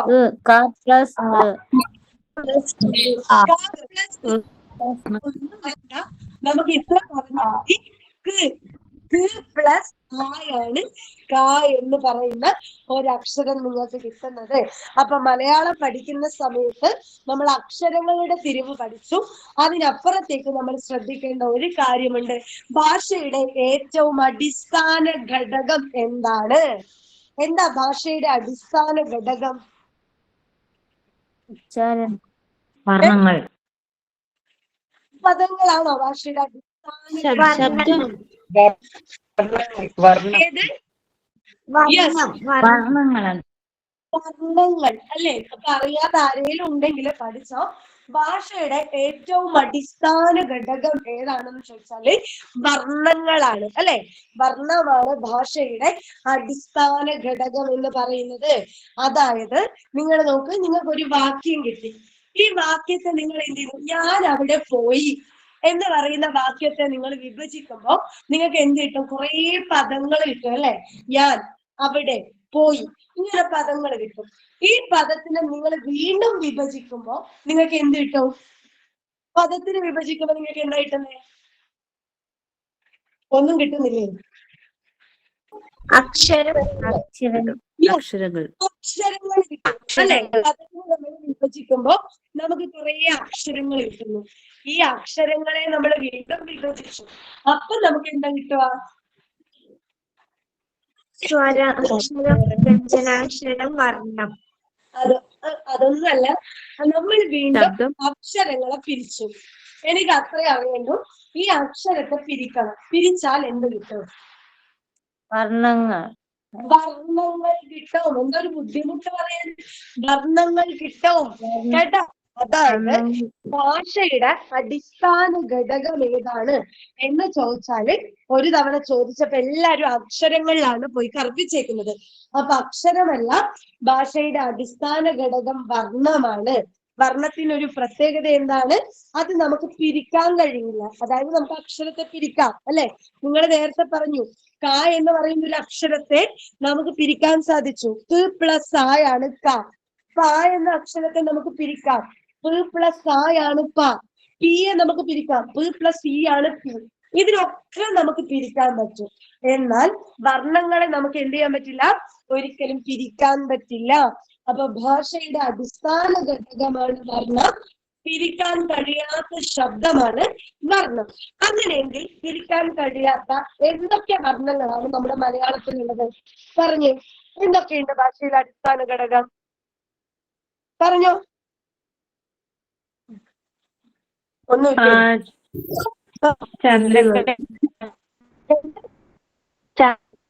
ചില്ലക്ഷരങ്ങൾ വരുന്നുണ്ടോ? നമുക്ക് പിരിക്കാൻ പറ്റില്ല. സ്വരാക്ഷരങ്ങള്. പിന്നെയോ അനുസാരം, സ്വരാക്ഷരങ്ങള്, സ്വരാക്ഷരങ്ങള്, പിന്നെ ചന്ദ്രക്കലയിട്ട അക്ഷരങ്ങള്, ചന്ദ്രകലാക്ഷരങ്ങൾ. നിങ്ങൾ മ്യൂട്ട് ചെയ്തോ? ഇനി ഞാൻ പറയാം. പിന്നെ ടീച്ചറെ, ഒന്നാമതേ ശബ്ദം ക്ലിയർ അല്ല. അപ്പൊ എല്ലാരും കൂടി ഇങ്ങനെ പറയുമ്പോൾ നമുക്ക് യഥാർത്ഥത്തിലുള്ള ആൻസർ ഏതാണെന്ന് ക്ലിയർ കിട്ടത്തില്ല. അതുകൊണ്ട് ടീച്ചർ ആൻസർ പറയുന്നതായിരിക്കും നല്ലത്. അങ്ങനെ പറയാൻ പറ്റത്തില്ല മിസ്സേ. ഞാനത് പറയാം. ഞാൻ നിങ്ങളോട് പറഞ്ഞിട്ടുണ്ട്, നിങ്ങൾ ആൻസർ പറഞ്ഞോളൂ. കാരണം ഇത് മുന്നേ കേട്ട ആൾക്കാരുണ്ട്, സോ ആദ്യമായിട്ട് കേൾക്കാൻ പോകുന്ന ആൾക്കാരുണ്ട്. മലയാളമൊക്കെ വെറുതെ ഒരാള് തന്നെ പറയുന്നത് കേട്ടോണ്ടിരുന്നാല് അത് പിന്നെ ബൈഹാർട്ട് പഠിക്കാനേ ഒക്കൂ. അപ്പൊ അതുകൊണ്ട് കാര്യമില്ല. സോ നിങ്ങൾ എല്ലാവരും ഉത്തരം പറയണം. നിങ്ങൾക്ക് അറിയുന്ന കാര്യങ്ങള് നിങ്ങൾ ചിലപ്പോ ഏതെങ്കിലും പുസ്തകത്തിലൊക്കെ വായിച്ചത് വ്യത്യസ്തങ്ങളായിരിക്കും. അപ്പൊ ഒരുപാട് പുസ്തകങ്ങൾ മലയാളത്തിൽ തെറ്റുകളുണ്ട്. അപ്പൊ നിങ്ങൾ പറഞ്ഞാലേ എനിക്ക് നിങ്ങളെ കറക്റ്റ് ചെയ്യാൻ പറ്റൂ.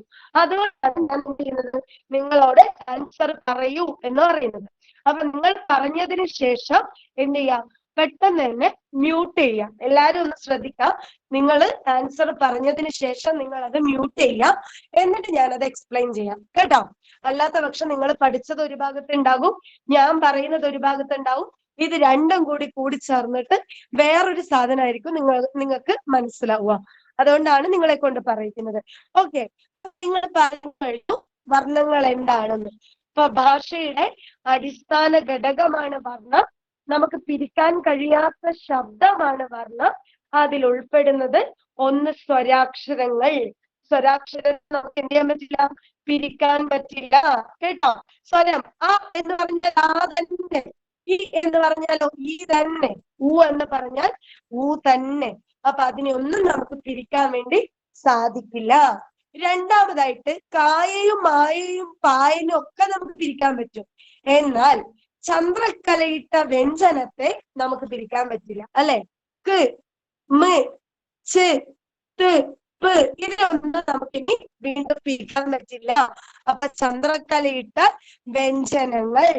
3 അനുസാരം. അനുസാരം എന്ന് പറഞ്ഞാൽ ചിഹ്നം. കം, സം, തം, പം ഇതിനെയും നമുക്ക് എന്ത് ചെയ്യാൻ പറ്റില്ല? പിരിക്കാൻ പറ്റില്ല. പിന്നെ വരുന്നത് വിസർഗം. വിസർഗം എന്ന് പറഞ്ഞാൽ 2 കുത്ത്. അഹ എന്നൊക്കെ എഴുതുന്നില്ലേ?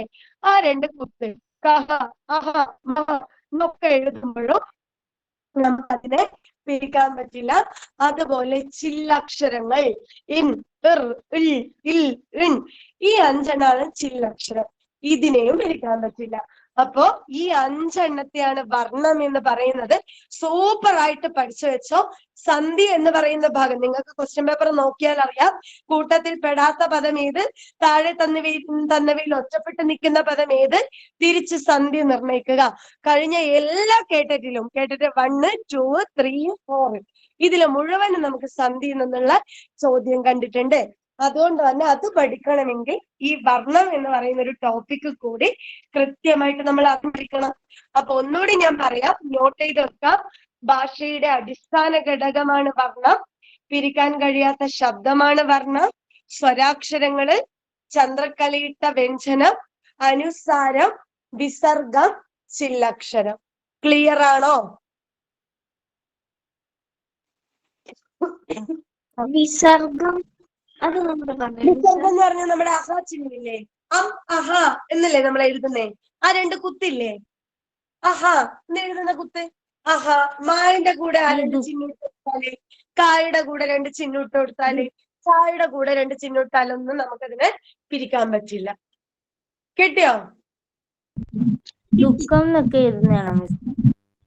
ദുഃഖം എഴുതുന്ന ചിഹ്നം. അതിനൊന്നും നമുക്ക് എന്ത് ചെയ്യാൻ പറ്റില്ല. പിന്നെ നമുക്ക് ദുഃഖത്തിന്റെ ദൂ നമുക്ക് പിരിക്കാം കേട്ടോ. ഞാൻ ഉദ്ദേശിച്ചത് ധ എന്ന് എഴുതിയിട്ട് 2 കുത്താണെങ്കിൽ നമുക്ക് അതിനെ പിരിക്കാൻ പറ്റില്ല. ധ എന്ന് എഴുതിയിട്ട് 2 കുത്താണെങ്കിൽ നമുക്ക് ഇതിനെ പിരിക്കാൻ പറ്റില്ല. ചാന്ന് എഴുതി 2 കുത്തുണ്ടെങ്കിൽ നമുക്ക് ഇതിനെ പിരിക്കാൻ പറ്റില്ല. ഇപ്പൊ കിട്ടിയോ? ഓക്കെ. അപ്പൊ ഇതാണ് വർണ്ണം എന്ന് പറയുന്നത്. അപ്പൊ ഇനി തെറ്റിക്കരുത്. ഇനി രണ്ടാമതായിട്ട് ഒരു ചോദ്യം വരുന്നത്, ഉച്ചരിക്കാൻ കഴിയുന്ന ഏറ്റവും ചെറിയ ശബ്ദം എന്ന് ചോദിച്ചാൽ നിങ്ങൾ എന്ത് പറയും? ഉച്ചരിക്കാൻ കഴിയുന്ന ഏറ്റവും ചെറിയ ശബ്ദം ഏതാ? അക്ഷരങ്ങൾ.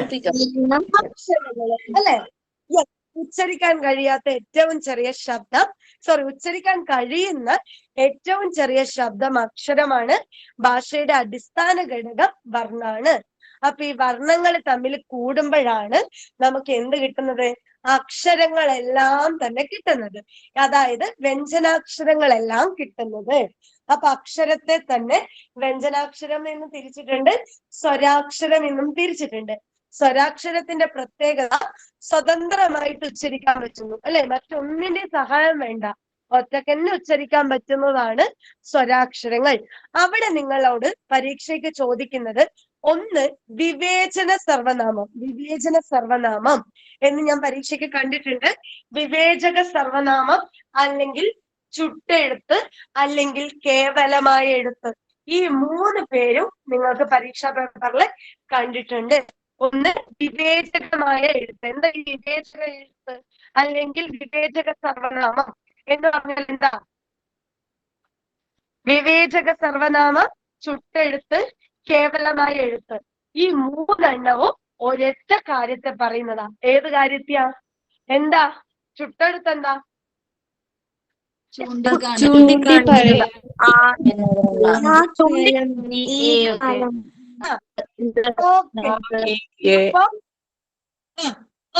അതായത് നിങ്ങൾ മ്യൂട്ട് ചെയ്തോ, നിങ്ങൾ പറയുന്നതും എഴുതുന്നതും ശ്രദ്ധിക്കാം. നമ്മുടെ ഓപ്ഷനകത്ത് ചൂണ്ടിക്കാണിക്കുവാനുള്ള എഴുത്ത് എന്നും കാണാം, ചൂണ്ടി പറയുവാനുള്ള എഴുത്ത് എന്നും കാണാം. അപ്പോ ചുട്ടെഴുത്ത് എന്ന് പറഞ്ഞാല് നിങ്ങൾ മനസ്സിലാക്കേണ്ടത് ചൂണ്ടിപ്പറയുവാനുള്ള എഴുത്താണ് ചുട്ടെഴുത്ത് കേട്ടോ. ചൂണ്ടിക്കാണിക്കുക എന്നല്ല, ക്രിയയല്ല, മറിച്ച് ചൂണ്ടിപ്പറയുവാൻ, കാണിക്കുന്നില്ല, ചൂണ്ടിപ്പറയുവാണ് ചെയ്യുന്നത്. അപ്പോ ചൂണ്ടിപ്പറയുവാനുള്ള എഴുത്താണ് ചുട്ടെഴുത്ത്. അതും എങ്ങനെ വരും? അത്, ഇത്, എന്ത്. ആ എന്ന് എഴുതിയാൽ തെറ്റാണ്, ഈ എന്ന് എഴുതിയാലും തെറ്റാണ്, എ എന്ന് എഴുതിയാലും തെറ്റാണ്. മറിച്ച് എന്ത് ചെയ്യാം? ദീർഘം വേണ്ട. അത്, ഇത്, എന്ത്. അ, ഇ, എ. ഓക്കെ, ഈ ദീർഘമില്ല. അ, ഇ, എ. അത്, ഇത്, എന്ത്. എ എന്നത് ചോദ്യ രൂപത്തിലാണ്. അപ്പൊ ഈ 3 എണ്ണത്തിനെയാണ് ചുട്ടെഴുത്ത് എന്ന് പറയുന്നത്. ഇതിനെ തന്നെയാണ് കേവലമായ എഴുത്തെന്നും വിവേചക സർവനാമം എന്നും വിവേചക എഴുത്ത് എന്ന് പറയുന്നതും ഈ പറയുന്ന ചുട്ടെഴുത്താണ്. അപ്പൊ ഓരോ പരീക്ഷയ്ക്കുള്ള പേപ്പറിലും ചുട്ടെഴുത്ത് എന്താന്ന് ചോദിച്ചിട്ടുണ്ട്, വിവേചക സർവനാമത്തിന് ഉദാഹരണം ചോദിച്ചിട്ടുണ്ട്, കേവലമായ എഴുത്തും ചോദിച്ചിട്ടുണ്ട്. അപ്പൊ ഈ 3 എണ്ണം പറഞ്ഞാലും ചൂണ്ടിപ്പറയുവാനുള്ള എഴുത്തിനെയാണ് പറയുന്നത്. ആ, ഈ, എ. ഇതാണ് അതിന്റെ പ്രത്യയങ്ങളായിട്ട് വരുന്നത്. അത്, ഇത്, എന്ത്. ഇപ്പൊ ചുട്ടെഴുത്ത് കിട്ടിയോ? ചുട്ടെഴുത്ത് കിട്ടിയോ? മിസ് അതിനൊരു എക്സാമ്പിൾ പറഞ്ഞോ? എടാ, എക്സാമ്പിൾ ഒന്നുമില്ല, അത് ഇത്രേ ഉള്ളൂ. ചുട്ടെഴുത്ത്, ചൂണ്ടിപ്പറയുന്ന എഴുത്ത്. അത്, ഇത്, എന്ത്. എനിക്ക് കൂടുതൽ എക്സാമ്പിൾ ഒന്നുമില്ല. അത്, ഇത്, എന്ത്. ഇതിനെയാണ് മലയാളത്തിൽ അ, ഇ, എ. ഇതിനെയാണ് ചുട്ടെഴുത്ത്, കേവലമായ എഴുത്ത് എന്ന് നമ്മൾ പറയുന്നത്, വിവേചക സർവനാമം എന്ന് പറയുന്നത്. ചൂണ്ടിപ്പറയുവാനുള്ള എഴുത്ത് ഈ 3 എണ്ണവും. അത് അവിടെ ഉണ്ട്, ഇത് ഇവിടെ ഉണ്ട് എന്ന് നമ്മൾ പറയില്ലേ, ആ 3 വാക്കുകൾ. ഓക്കെ ആന്ന് വിചാരിച്ചോട്ടെ? പോരല്ലോ, ഞാനിവിടെ തൊണ്ട പൊട്ടി, എനിക്ക് നല്ല പനിയാ. പനി, എന്തും ഇങ്ങനെ അട്ടഹസിക്കുക. അപ്പൊ നിങ്ങൾക്ക് ക്ലിയർ ആയോ? ക്ലിയർ ആയി മിസ്. ശരി, അപ്പൊ നമ്മൾ അത് കഴിഞ്ഞു. അപ്പൊ ഞാൻ ഈ ഒരു ടോപ്പിക്ക് നമ്മളോട് പരീക്ഷയ്ക്ക് ചോദിക്കുന്നതാണ്. ഇനി നമ്മുടെ മെല്ലെ വിഷയത്തിലേക്ക് വരികയാണ്. അങ്ങനെ അക്ഷരങ്ങളെയും നമ്മൾ പഠിച്ചു. ഈ അക്ഷരങ്ങൾ കൂടി ചേർന്നിട്ട് നമുക്ക് എന്താ കിട്ടുക? അക്ഷരങ്ങൾ കൂടി ചേർന്നിട്ട് നമുക്ക് എന്ത് കിട്ടും? അക്ഷരങ്ങൾ കൂടി ചേർന്നിട്ട് വാക്കുകൾ കിട്ടും അല്ലെ? വാക്കുകള് അല്ലെങ്കിൽ പദങ്ങൾ എന്ന് കിട്ടും. അപ്പോ ഈ പദത്തിനെയാണ് എന്ത് പറയുന്നത്? ശബ്ദം എന്ന് പറയുന്നു. പദത്തിനെ തന്നെ ശബ്ദം എന്ന് പറയുന്നുണ്ട്, വാക്ക് എന്ന് പറയുന്നുണ്ട്, പദം എന്നും പറയുന്നുണ്ട്. അപ്പോ വ്യാകരണപരമായിട്ട് പദത്തിന് ഒന്നുകൂടി നമ്മൾ എന്ത് ചെയ്യുന്നു? ശബ്ദം. ഒരു പദം പറയുമ്പോൾ അതിനൊരു അർത്ഥം അല്ലെങ്കിൽ എന്തെങ്കിലും ഒരു അർത്ഥം ഉണ്ടാവും അല്ലെ? ഒരു ശബ്ദമുണ്ട്, വാക്കുകൾ പുറപ്പെടുവിക്കുന്നുണ്ട്. അതുകൊണ്ട് തന്നെ പദത്തെ ശബ്ദം എന്ന് പറയാം. ഇത് നിങ്ങളുടെ മുൻവർഷം ചോദിച്ചൊരു ചോദ്യമാണ്. ശബ്ദത്തെ പ്രധാനമായും രണ്ടായി തിരിച്ചിരിക്കുന്നത് എങ്ങനെ? നാമം ക്രിയ, വാചകം ദ്യോതകം, മുറ്റുവിന പറ്റുവിന, പേരച്ചം വിനേച്ചം. എങ്ങനെയാണ് ഈ പദത്തിനെ തിരിച്ചിരിക്കുന്നത്? വാചകം ദ്യോതകം. വാചകം ദ്യോതകം. വാചകം ദ്യോതകം എന്നാണോ തിരിച്ചിരിക്കുന്നത്? ആണോ? നാമം ക്രിയ. ഉത്തരവില്ലേ? ക്രിയ. എന്റെ പഴയ ഇതിനകത്തെ പൂർവ്വ വിദ്യാർത്ഥികൾ അവിടെ നാമം ക്രിയ. എന്ത് നാമം ക്രിയ. നാമം ക്രിയ എന്ന് പറയുന്നു. എന്റെ പൂർവ്വ ഈ ഗ്രൂപ്പില് മുന്നേ പഠിക്കാൻ തുടങ്ങിയ കുറച്ച് സംഘങ്ങൾ വേണമല്ലോ. പറ അങ്ങോട്ട്. ഉത്തരം എന്താ? വാചകം വാചകം. അപ്പൊ മ്യൂട്ട് ചെയ്തോ. അപ്പൊ ശബ്ദത്തിന് ഈ പറയുന്ന അക്ഷരങ്ങൾ കൂടി ചേർന്ന് നമുക്ക് പദങ്ങൾ കിട്ടി അല്ലെ? അല്ലെങ്കിൽ ശബ്ദം കിട്ടി. ഈ ശബ്ദത്തെ പ്രധാനമായിട്ടും രണ്ടായിട്ട് തിരിച്ചിട്ടുണ്ട്. അതാണ് വാചകം ദ്യോതകം. ബാക്കി ഇതിൽ കാണുന്ന നാമവും ക്രിയയും മുറ്റുവിനും പറ്റുവിനും പേരച്ചും വിനച്ചും ഒക്കെ നമുക്ക് പഠിക്കാനുള്ളതാണ്. അതിലാദ്യത്തേതാണ് ഈ പദത്തിനെ നമ്മൾ എന്ത് ചെയ്തു? വാചകം ദ്യോതകം എന്ന് പറഞ്ഞ് രണ്ടായിട്ട് തിരിച്ചു. സംഭവം സിമ്പിൾ ആണ്. ഇപ്പൊ ഞാൻ നിങ്ങളോട് പറയാണ്, ഈ നല്ല പുളിപ്പ് എന്ന് പറയുമ്പോൾ നിങ്ങളുടെ മനസ്സിലേക്ക് എന്തെങ്കിലും ഒരു ആശയം വന്നോ? നല്ല പുളിപ്പ് എന്ന് പറയുമ്പോ നിങ്ങളുടെ മൈൻഡിലേക്ക് പുളിപ്പ് എന്ന് പറയുന്നത് എന്താന്ന് വന്നോ? നാരങ്ങ. മനസ്സിലേക്ക്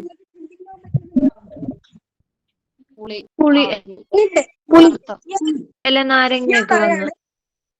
ഞാൻ പറയണ ഇന്നത്തെ കറിക്ക് നല്ല എരിവ് എന്ന് പറയുമ്പോ നിങ്ങളുടെ മനസ്സിലേക്ക് ഒരു അർത്ഥം വരുന്നുണ്ടോ? ഉണ്ടോ? മുളക്. ആ ഓക്കെ, മുളക് എന്നുള്ളൊരു വരുന്നുണ്ട് ഇല്ലേ? ഞാൻ നിങ്ങളോട് പറയാണ്, പുസ്തകം എന്ന് പറയുമ്പോൾ നിങ്ങൾക്ക് പുസ്തകത്തിന്റെ ഒരു ചിത്രം നിങ്ങളുടെ മനസ്സിലേക്ക് തെളിയുന്നുണ്ടോ? ഉണ്ടോ? ഉണ്ട്. ഇതാണ് വാചകം. അതായത് നമുക്ക് കേൾക്കുന്ന മാത്രയിൽ തന്നെ നമുക്ക് അർത്ഥം കിട്ടിയാൽ അതാണ് വാചകം എന്ന് പറയുന്നത്. ഞാൻ ഒരു കാര്യം പറയുന്നു, അല്ലെങ്കിൽ നമ്മുടെ കൂട്ടത്തിൽ ഒരാൾ ഒരു കാര്യം പറയുമ്പോൾ തന്നെ നിങ്ങളുടെ മനസ്സിലേക്ക് അതിന്റെ ആശയം അല്ലെങ്കിൽ അത് എന്താണ് സാധനം എന്ന് നിങ്ങളുടെ മനസ്സിലേക്ക് ഒരർത്ഥം വരുന്നുണ്ടോ? അങ്ങനെയുള്ള പദങ്ങളാണ്, അങ്ങനെയുള്ള വാക്കുകളാണ് വാചകത്തിൽ ഉൾപ്പെടുന്നത്. കേൾക്കുമ്പോൾ തന്നെ അർത്ഥം കിട്ടുന്ന പദങ്ങൾ ആണ് അല്ലെങ്കിൽ വാക്കുകളാണ് വാചകങ്ങൾ എന്നറിയപ്പെടുന്നത്. അതിന് പകരമായിട്ട് ഞാൻ നിങ്ങളോട് പറയാണ്, വരെ. ഞാൻ വെറുതെ പറയാണ്, വരെ എന്ന് പറഞ്ഞാൽ നിങ്ങൾ എന്നോട് ചോദിക്കൂലേ, എന്തെങ്കിലും നിങ്ങളുടെ മനസ്സിലേക്ക് ആശയം വരുന്നുണ്ടോ? വരെ. ഇല്ല. നിങ്ങളുടെ മനസ്സിലേക്ക് ഞാൻ വെറുതെ വന്നിട്ട് വരെ എന്ന് പറഞ്ഞാൽ നിങ്ങൾക്ക് എന്ത് ചെയ്യും? ആശയം വ്യക്തമാകില്ല അല്ലെ? അപ്പൊ ഞാൻ നിങ്ങളോട് പറയാം, ഞാൻ ഇപ്പൊ വരാം എന്ന് പറഞ്ഞാൽ ചിലപ്പോ നിങ്ങൾ ഇതാണ് ഉദ്ദേശിച്ചത് എന്ന് പറയും. അല്ലെങ്കിൽ ഞാൻ നിങ്ങളോട് പറയാണ്, നിങ്ങളെ ഞാൻ 8:30 വരെ കാത്തു നിന്നു എന്ന് പറയുമ്പോൾ എനിക്ക് അർത്ഥം നിങ്ങൾക്ക് മനസ്സിലാവും. അപ്പോ കേൾക്കുന്ന മാത്രയിൽ തന്നെ ഒരു വാക്കിന്റെ അർത്ഥം നമുക്ക് കിട്ടുവാണെങ്കിൽ അതാണ് വാചകം. കേൾക്കുമ്പോൾ അർത്ഥമില്ലാത്തതും മറ്റ് പദത്തോട് ചേർന്ന് നിൽക്കുമ്പോൾ മാത്രം അർത്ഥം തരുന്നവയാണെങ്കിൽ അതിനെയാണ് ദ്യോതകം എന്ന് പറയുന്നത്. കിട്ടിയോ? അതായത് നമുക്ക് അക്ഷരങ്ങൾ കൂടിച്ചേരുമ്പോ നമുക്ക് അർത്ഥമുള്ള പദങ്ങൾ തന്നെ വരണമെന്നില്ല, അല്ലെ? എങ്ങനെ വേണമെങ്കിലും അക്ഷരങ്ങൾ തമ്മിൽ കൂടിച്ചേരാം. അർത്ഥമുള്ള പദങ്ങൾ വരാം, അർത്ഥമില്ലാത്തത് വരാം, എങ്ങനെ വേണമെങ്കിലും അക്ഷരങ്ങൾ കൂടിച്ചേരാം. അപ്പൊ ഒരു വാക്ക് കേൾക്കുമ്പോ തന്നെ നിങ്ങളുടെ മനസ്സിലേക്ക് അർത്ഥം വന്നാൽ അതിനെയാണ് നമ്മൾ എന്ത് പറയുന്നത്? വാചകം എന്ന് പറയുന്നത്. കേൾക്കുമ്പോൾ ഒന്നും അർത്ഥമില്ല, എന്നാൽ മറ്റു പദത്തോട് ചേർന്ന് നിൽക്കുമ്പോൾ മാത്രം നമുക്കൊരു അർത്ഥത്തെ തരുന്നതാണെങ്കിൽ അതിനെയാണ് നമ്മൾ ദ്യോതകം എന്ന് പറയുന്നത്. ഈ എരിവ്, പുളിപ്പ്, മധുരം, അല്ലെ? ഇതൊക്കെ പറയുന്ന സമയത്ത് പുസ്തകം, പേന എന്നൊക്കെ പറയുമ്പോൾ നിങ്ങളുടെ മനസ്സിലേക്ക് ആ ആശയം വന്നു എന്ന് ഞാൻ നിങ്ങളോട് വരെ, പറ്റി, നിന്ന്, എന്ന്, കുറിച്ച് ഇങ്ങനെ കുറെ പദങ്ങൾ പറയുമ്പോ അതിനൊരു അർത്ഥവുമില്ല. പക്ഷെ അത് മറ്റു പദത്തോട് ചേർന്ന് നിൽക്കുമ്പോൾ അത് നമുക്ക് അർത്ഥം തരുന്നു. ഇങ്ങനെ വരുന്ന പദത്തെയാണ് ദ്യോതകം എന്ന് പറയുന്നത്. ഇപ്പം ഞാൻ പറ്റി എന്ന് പറയുമ്പോൾ അർത്ഥമില്ല, മറിച്ച് കേരളത്തെ പറ്റി കേൾക്കാത്തവരില്ല. വരെ, ഞാൻ 4:30 വരെ കാത്തു നിന്നു എന്ന് പറയുമ്പോ അതിനർത്ഥം വന്നു. ഇങ്ങനെ വരുന്ന പദം ദ്യോതകം. കിട്ടിയോ ഇല്ലയോ? കിട്ടി. കിട്ടി. ഓക്കെ. അപ്പൊ നമ്മുടെ ശബ്ദത്തിന് പ്രധാനമായിട്ട് ഒരു പദത്തിന് അല്ലെങ്കിൽ വാക്കിനെ നമ്മൾ രണ്ടായിട്ട് തിരിച്ചു. വാചകമെന്നും ദ്യോതകമെന്നും തിരിച്ചു. കേൾക്കുമ്പോ അർത്ഥം കിട്ടുന്നത് വാചകമാണ്, കേൾക്കുമ്പോ അർത്ഥമില്ലാത്തതാണ് ദ്യോതകം എന്നും നമ്മൾ പരിചയപ്പെട്ടു.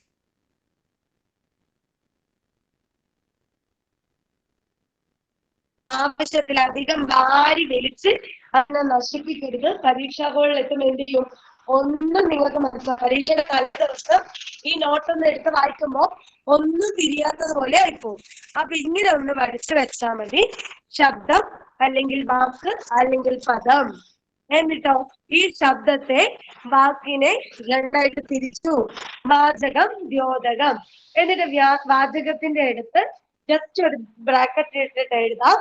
കേൾക്കുമ്പോൾ തന്നെ അർത്ഥം കിട്ടുന്നത്. എക്സാമ്പിൾ അവിടെ ഒന്ന് ചെറുതായിട്ട് എഴുതാം. പുളിപ്പ്, എരു എന്ന് പറഞ്ഞ് എഴുതി വെക്കാം.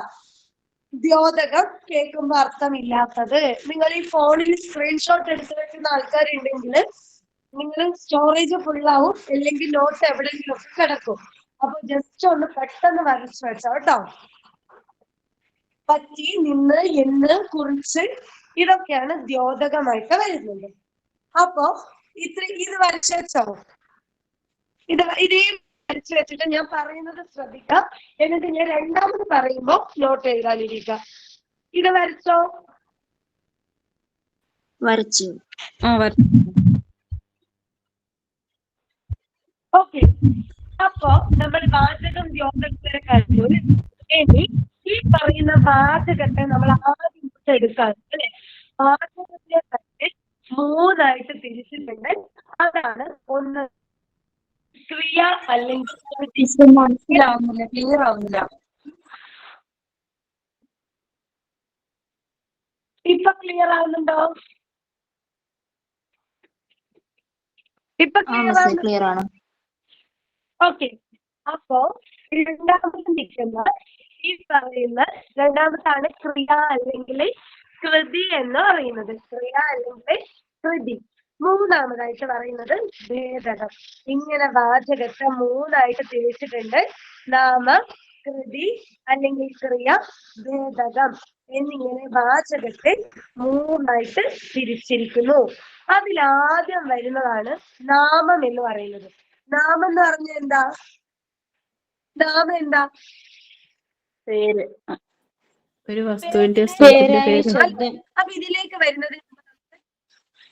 ഇതിലേക്ക് വരുന്നതിന് മുമ്പ് നമുക്ക് കുറച്ച് ക്വസ്റ്റ്യൻസിലെ ആൻസർ നിങ്ങൾ ഒന്ന് എഴുതി വെച്ചേ. ലാസ്റ്റ് ഞാൻ പറയാം എന്ത് വരും. ഈ ഉത്തരം നോക്കി. തോറ്റ സ്ഥാനാർത്ഥി. ഇതിലെ തോറ്റ എന്ന പദം ഏത് വിഭാഗത്തിൽ പെടുന്നു? മുറ്റുവിന, പറ്റുവിന, പേരച്ചം, വിനയച്ചം. ഏതിൽ വരും? പറ്റുവിന ഏതിലാ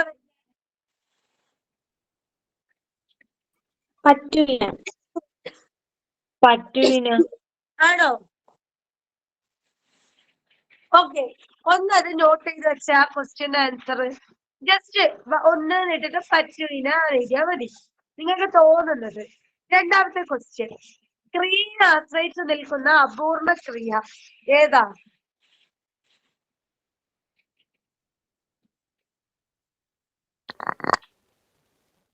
ഇതൊക്കെ സിമ്പിൾ ക്വസ്റ്റ്യൻ ആണ്, ബേസ് ക്വസ്റ്റ്യൻ. വിനയച്ചം ആണെങ്കിൽ എഴുതി വെച്ചോ, നിങ്ങൾ തന്നെ ഇതിന്റെ ഉത്തരം എനിക്ക് കറക്റ്റ് ആക്കി തരണം. നെക്സ്റ്റ് ക്വസ്റ്റ്യൻ, പിൻവിനിയച്ചത്തിന് ഉദാഹരണം. നിങ്ങൾ ഒരു കേട്ടത് പരീക്ഷ എഴുതാൻ പോയപ്പോ അതിൽ വരുന്ന ചോദ്യമാണ്. സോ നിങ്ങൾ പരീക്ഷാ ഹാളിൽ നിന്ന് എങ്ങനെയാണ് ഉത്തരത്തിലേക്ക് എത്തുന്നതെന്ന് എനിക്കറിയണം. അപ്പൊ പിൻവിനിയച്ചത്തിന് ഉദാഹരണം ഏത് വരും? വരാൻ പറഞ്ഞു. ഓക്കെ. അടുത്തത്, ചൂരൽ കൊണ്ട് അടിച്ചു. ഇതിലെ കൊണ്ട് എന്ന് പറയുന്നത് എന്താ? അനുപ്രയോഗം.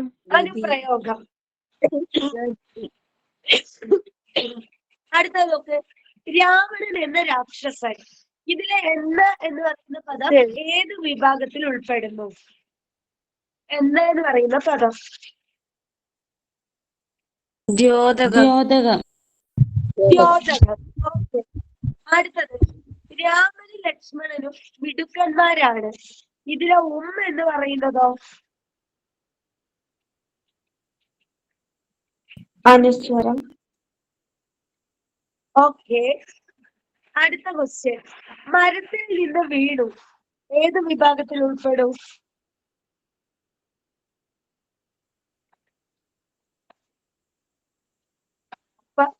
ഈ പഴയതായിട്ട് ഇവിടെ അന്ന് ഞാൻ തൊണ്ട പൊട്ടി ക്ലാസ് എടുത്ത പിള്ളേരൊക്കെ അവിടെ പോയി.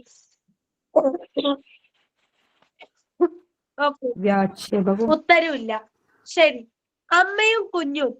ഇതിലെ ദ്യോതക ശബ്ദം ഏത്? സിമ്പിൾ ക്വസ്റ്റ്യൻ ആണല്ലോ, പറഞ്ഞോ. കുഞ്ഞും. ഉമ്മാണ്. ശരി, അടുത്ത ക്വസ്റ്റ്യൻ നോക്ക്, ആ എന്തു ഭംഗിയാണ് മയിൽപ്പീലിക്ക്. ഇതിലെ ദ്യോതക ശബ്ദം ഏത്?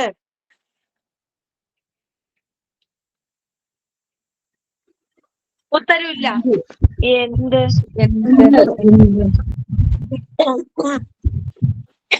അടുത്ത ക്വസ്റ്റ്യൻ നോക്കി, അടി മുതൽ മുടി വരെ. ഇതിലെ വരെ എന്ന ശബ്ദം ദ്യോതകത്തെ കുറിക്കുന്നു. എഴുതി വെക്കണേ, ഉത്തരവ് എഴുതി വെച്ചാ പഠിക്കുന്നത്. അടുത്ത ക്വസ്റ്റ്യൻ, മേയനാമത്തിന് ഉദാഹരണം ഏത്?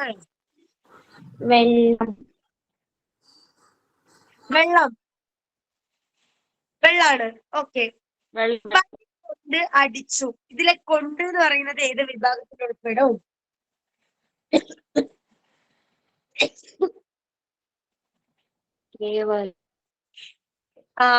എനിക്ക് തോന്നുന്നു വലിയ ധാരണയൊന്നും ഇല്ല. പോട്ടെ. ഈ ജാതി വ്യക്തി ഭേദമില്ലാത്ത വസ്തുക്കളെ കുറിക്കുന്ന നാമം ഏതാ? മേയനാമം. യെസ്. അപ്പൊ ഞാൻ എന്തായാലും പുറകിൽ തന്നെ വരാം. ഇത്രയും ക്വസ്റ്റ്യൻ ആൻസർ ചെയ്തപ്പോ ഞാൻ ഒന്നോ രണ്ടോ പേരുടെ ശബ്ദം മാത്രമേ പുറത്തേക്ക് കേട്ടുള്ളൂ. അതിന്റെ കാര്യം എന്താ? നിങ്ങൾക്ക് ഉത്തരം അറിയാഞ്ഞിട്ടാണോ അതോ ഡൗട്ട് ഉള്ളത് കൊണ്ടാണോ? എന്തുകൊണ്ട് അതിന്റെ ഉത്തരം പുറത്തു വരാഞ്ഞത്? മിസ്സേ അറിയത്തില്ല, സത്യമായിട്ടും അറിയില്ല. അപ്പൊ അറിയാത്ത പ്രശ്നമാണ്. അപ്പൊ ഞാൻ ഇത്രയും നേരം ഇങ്ങനെ നിങ്ങൾക്ക് ക്വസ്റ്റ്യൻ കാണിച്ചു തന്നത് എന്തിനാന്ന് വെച്ചാല് നിങ്ങൾ ഇതിനെ സിമ്പിൾ ആക്കി കളയാതിരിക്കാനും ഇതിനകത്ത് എല്ലാം എടുത്തത് പ്രീവിയസ് ക്വസ്റ്റ്യൻ പേപ്പറിൽ ചോദിച്ചിട്ടുള്ള ക്വസ്റ്റ്യനുമാണ്. അപ്പോ ഒരുപാട് പരീക്ഷയ്ക്ക്, എല്ലാ പരീക്ഷയും, കഴിഞ്ഞ പരീക്ഷക്ക് ക്രിയാഭാഗത്ത് നിന്ന് ചോദ്യം വന്നിട്ടുണ്ട്, ഇവിടെ നിന്നും ചോദ്യം വരും. അപ്പൊ നമ്മൾ ഓരോ ഭാഗങ്ങളായിട്ടും വളരെ ഇമ്പോർട്ടന്റ് ആയിട്ട് പഠിച്ചു പോണം. അപ്പൊ എന്തായാലും നമ്മൾ വാചകത്തെ മൂന്നായിട്ട്, വാചകം വരെ നമ്മൾ ക്ലിയർ ആണല്ലോ, വാചകവും ദ്യോതകവും ക്ലിയർ ആണല്ലോ. വാചകവും ദ്യോതകവും ക്ലിയർ ആണ്. പത്തിലെ വാചകം എന്ന് പറയുന്ന ടോപ്പിക്കിനെ നമ്മൾ എടുത്തു. ആ വാചകത്തെ തന്നെ 3ആയിട്ട് തിരിച്ചിട്ടുണ്ട് എന്ന് പറഞ്ഞു. ഏതൊക്കെയാ അത്? നാമം നാമം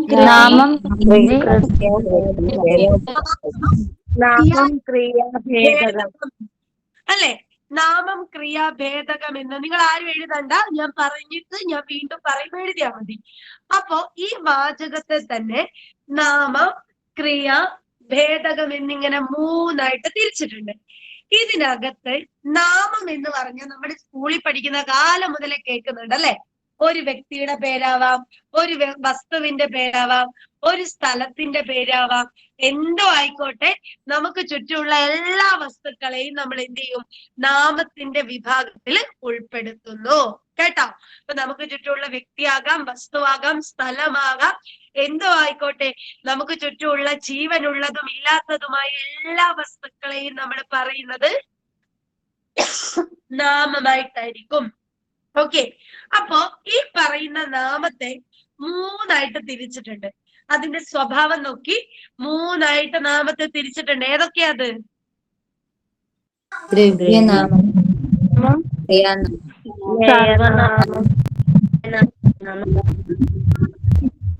യെസ്.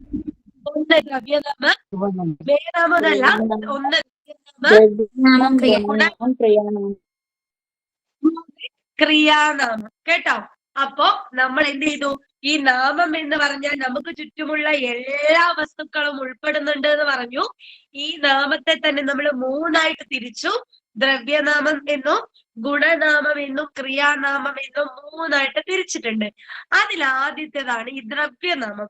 ദ്രവ്യനാമം എന്ന് പറഞ്ഞാൽ നമ്മൾ ഈ നാമത്തെ പറഞ്ഞില്ലേ, അതുപോലെ തന്നെ നമുക്ക് ചുറ്റുമുള്ള ജീവനുള്ളതും ഇല്ലാത്തതുമായ എല്ലാ വസ്തുക്കളും വരും.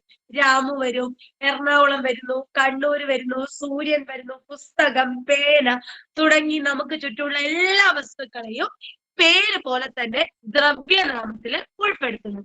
രണ്ടാമത് പറഞ്ഞത് ഗുണനാമം. ഗുണനാമം ആ പേര് പോലെ തന്നെ ഒരു വസ്തുവിന്റെ ഗുണത്തിനെ സൂചിപ്പിക്കുന്നു.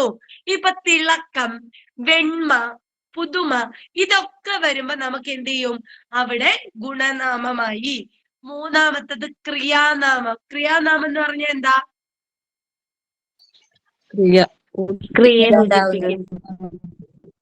നമ്മള് ക്രിയയിൽ നിന്നും നിർമ്മിച്ചെടുക്കുന്ന നാമം അല്ലെ?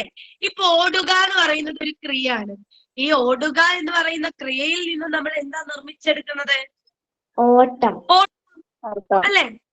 ഓടുക എന്ന് പറയുന്ന ഒരു ക്രിയയിൽ നിന്നും നമ്മുടെ ചാട്ടം, നടക്കുക എന്ന ക്രിയയിൽ നിന്നും നടത്തം, പഠിക്കുക എന്ന ക്രിയയിൽ നിന്നും പഠിത്തം, അങ്ങനെ നമ്മൾ എന്ത് ചെയ്യുന്നു?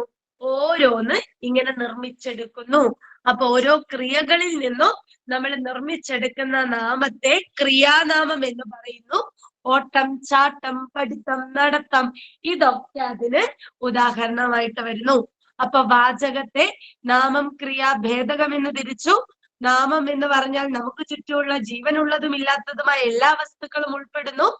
ഈ നാമത്തെ തന്നെ ദ്രവ്യനാമം, ഗുണനാമം, ക്രിയാനാമം എന്ന് തിരിച്ചു.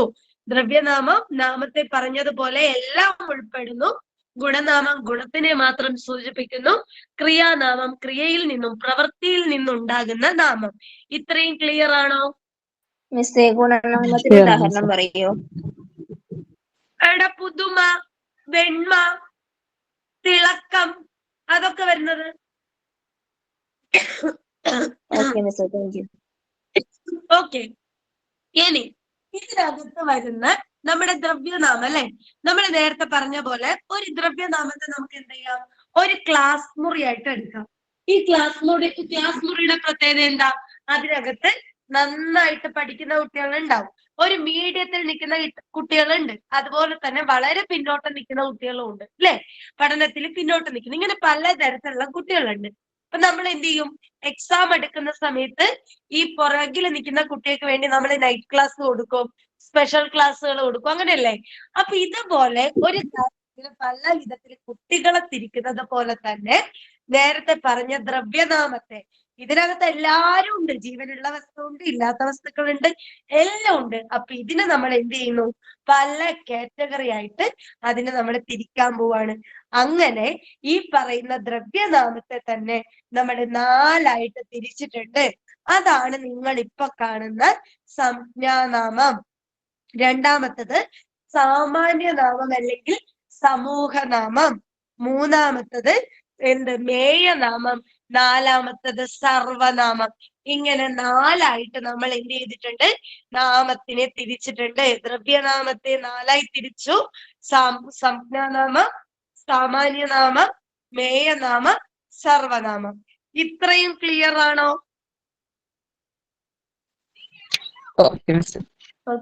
Okay okay. അതിൽ ആദ്യത്തേതാണ് സംജ്ഞാനാമം. സംജ്ഞ എന്ന് പറഞ്ഞാൽ എന്താ അർത്ഥം? സംജ്ഞ ഒരു ഹിന്ദിയിലെ വേർഡല്ലേ ഇത്, സംജ്ഞ. അല്ലെങ്കിൽ സംസ്കൃതത്തിൽ പറയും സംജ്ഞ എന്ന് പറഞ്ഞാൽ എന്താ? പേരുകള്. യെസ്, സംജ്ഞ. സംജ്ഞ എന്ന് പറഞ്ഞാല് പേരുകൾ. അതായത് ഒരു വസ്തുവിന്റെ പേരോ ഒരു വ്യക്തിയുടെ പേരോ ഒരു സ്ഥലത്തിന്റെ പേരോ ഈ പേരുകൾ മാത്രം വരുന്ന സാധനങ്ങളൊക്കെ ഉൾപ്പെടുന്നത് സംജ്ഞാനാമത്തിലായിരിക്കും. ഉദാഹരണം രാജു, രാധ, എറണാകുളം. അതുപോലെ തന്നെ എന്താ നമ്മളിപ്പോ ഒരു സംഭവം പറയുകയാണെങ്കിൽ ഇപ്പൊ റോസ്, മുല്ല, മാവ് അല്ലെ? ഇപ്പൊ മാവ്, മാവ്, പ്ലാവ്, ഇതൊക്കെ വരുന്നുണ്ടെങ്കിൽ എവിടെ വരും? സംജ്ഞാനാമത്തിൽ വരും. ഇപ്പൊ ബ്രഹ്മപുത്ര എന്ന് പറയുന്നു. ബ്രഹ്മപുത്ര, സിന്ധു എന്ന് പറയുന്ന നദിയാണെങ്കിൽ അതും എവിടെ വരും? സംജ്ഞയിൽ വരും. അതായത് ഒരു വസ്തുവിന്റെ പേരിനെ മാത്രം എടുത്തു പറഞ്ഞാൽ അത് സംജ്ഞാനാമം. രണ്ടാമത്തത് സാമാന്യനാമം അല്ലെങ്കിൽ സമൂഹനാമം. എന്താ അത്? ആ പേരിനൊന്ന് പറഞ്ഞേ. സാമാന്യനാമം അല്ലെങ്കിൽ സമൂഹനാമം എന്ന് പറഞ്ഞാൽ എന്താ? എന്താ? ഒരു കൂട്ടത്തെ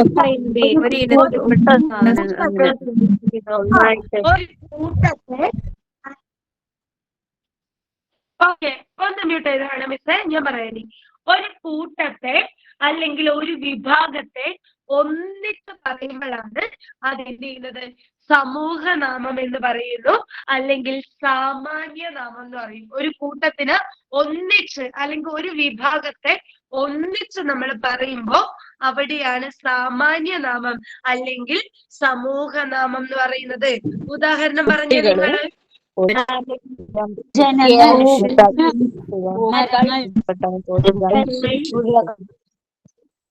യെസ്, പൂവ്, മരം, നദി, ഇതൊക്കെ വരും കേട്ടോ. പൂവ് എന്ന് പറയുമ്പോ ഏതൊക്കെ പൂക്കൾ വരാം, ഏതൊക്കെ പൂവ് ഉൾപ്പെടാം. മറിച്ച് അതിന് പകരമായിട്ട് റോസ്, ചെമ്പരത്തി, ജാസ്മിൻ ഇങ്ങനെ എടുത്ത് പറയുന്നുണ്ടെങ്കിൽ അത് എവിടെ വരും? സംജ്ഞയിൽ വരും. അല്ലാതെ എന്ന് പറഞ്ഞാല് അത് സമുദായത്തിലോ സമൂഹത്തിലോ ആയിരിക്കും. അതുപോലെ മാവ്, പ്ലാവ് എന്ന് തെങ്ങ് എടുത്ത് പറഞ്ഞാൽ അത് സംജ്ഞയായിരിക്കും. മറിച്ച് മരം എന്ന് പറഞ്ഞാല് അത് ഈ പറയുന്ന സാമാന്യത്തിലോ സമൂഹനാമത്തിലോ ആയിരിക്കും. നദി എന്ന് പറഞ്ഞാല് സാമാന്യത്തിലാണ്. മറിച്ച് സിന്ധു, ബ്രഹ്മപുത്ര എന്ന് നമ്മൾ പറയുവാണെങ്കിൽ അത് സംജ്ഞാനാമത്തിലായിരിക്കും. മനുഷ്യർ എന്ന് പറയുമ്പോ അത് സാമാന്യനാമത്തിലാണ്. രാമു, രാധ എന്ന് പറയുവാണെങ്കിലോ അത് സംജ്ഞാനാമത്തിലായിരിക്കും. ഇപ്പൊ കിട്ടിയോ?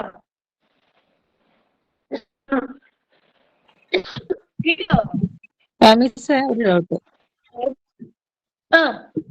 ഈ മനുഷ്യർ പിന്നെ ആളുകള്, കുട്ടികള് എന്നൊക്കെ പറയുമ്പോ എങ്ങനെയാ? അത് സർവനാമ, അത് ഇതിൽ വരും.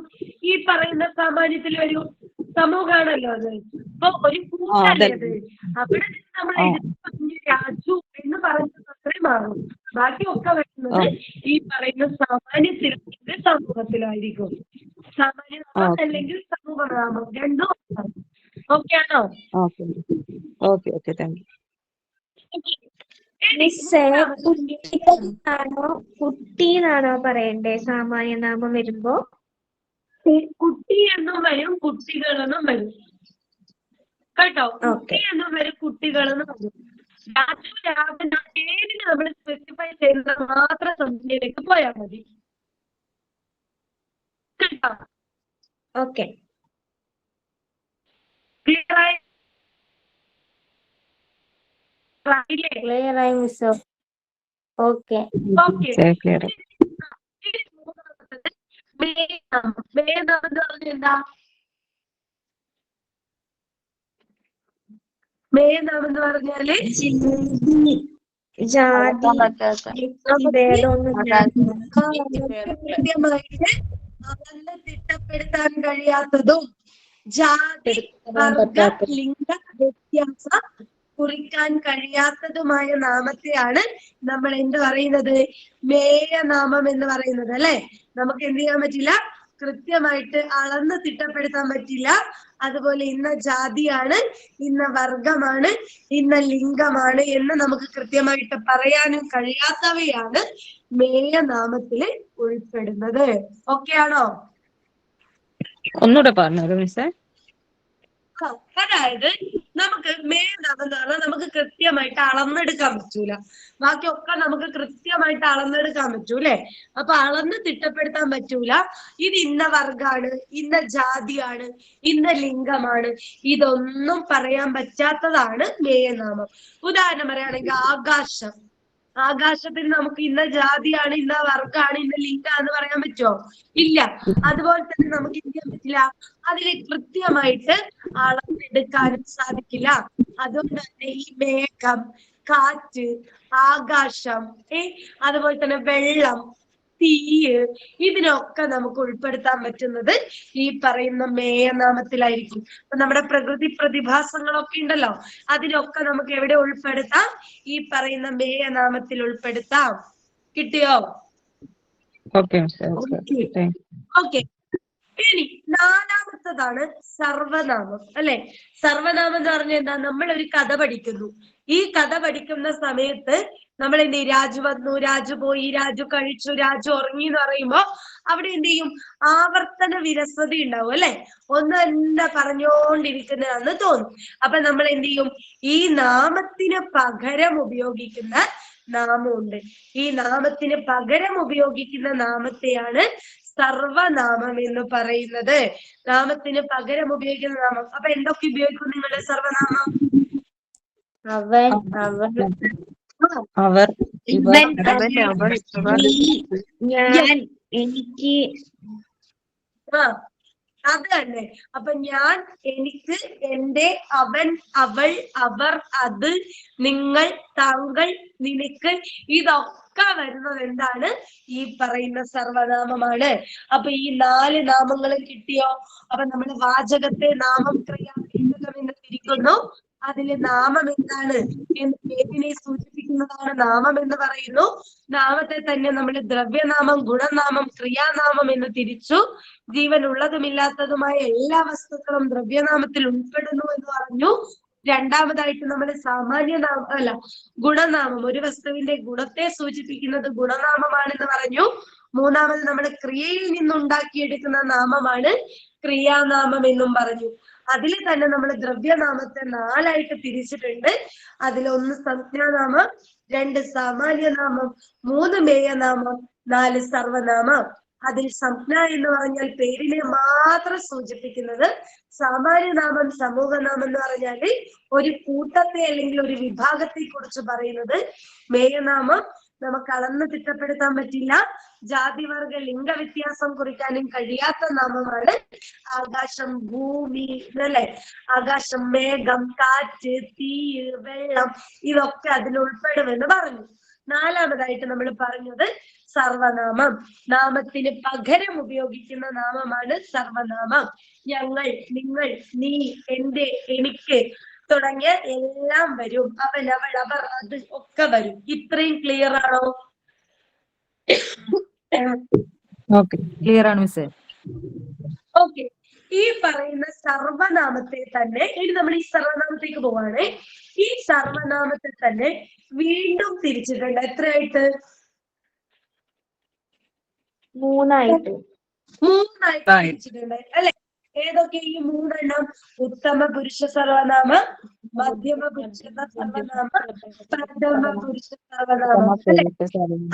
ഉത്തമ പുരുഷൻ എന്ന് പറഞ്ഞാല് എപ്പോഴും ഉത്തമനായിട്ടുള്ളവൻ ആരാ? ഞാനാണ് അല്ലെ? ശ്രേഷ്ഠനായിട്ടുള്ളവൻ, ഉത്തമനായിട്ടുള്ളവൻ ഞാനാണ്. അപ്പൊ ഞാൻ, ഞങ്ങൾ, നമ്മൾ, നാം, എനിക്ക്, എന്റെ, ഇതൊക്കെ വരുന്നത് ഉത്തമ പുരുഷ സർവനാമത്തിലാണ്. മധ്യമൻ എന്ന് പറഞ്ഞാലോ ഇത് കേൾക്കുന്ന ആളാണ് അല്ലെ? നീ, നിങ്ങൾ, താൻ, താങ്കൾ, നിനക്ക്, നിന്റെ, ഇതൊക്കെ വരുമ്പോ അവിടെ മധ്യമനാകുന്നു. മൂന്നാമത്തത് പ്രഥമ പുരുഷൻ. അവൻ, അവൾ, അവർ, അത് എന്നൊക്കെ പറയുന്നത് പ്രഥമ പുരുഷൻ. ഇങ്ങനെ ഉത്തമ പുരുഷനെ തന്നെ ഇങ്ങനെ സർവനാമത്തെ തന്നെ ഉത്തമ പുരുഷൻ, മധ്യമ പുരുഷൻ, പ്രഥമ പുരുഷൻ എന്ന് തിരിച്ചിട്ടുണ്ട്. ഉത്തമൻ ഞാനാണ്, മധ്യമൻ എന്ന് പറയുന്നത് നീയാണ്, പ്രഥമൻ എന്ന് പറയുന്നത് അവൻ, അവൾ, അവർ, അത് ആണ്. ഇത്രയും കഴിഞ്ഞാല് നമ്മൾ എന്ത് ചെയ്തു? നാമം എന്ന് പറയുന്ന ടോപ്പിക് കംപ്ലീറ്റ് ആയിട്ട് പഠിച്ചു. ക്ലിയർ ആണോ?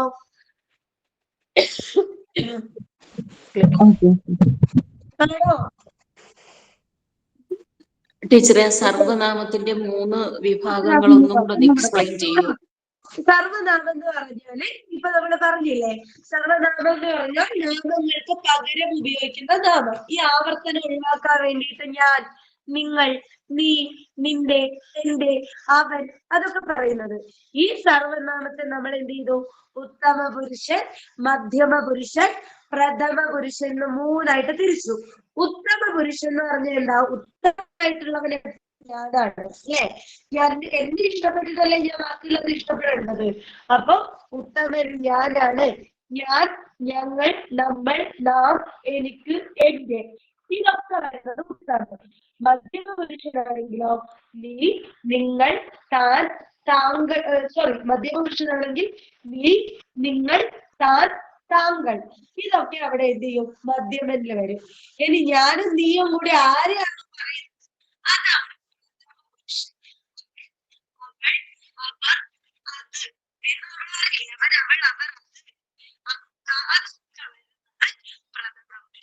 കിട്ടിയോ?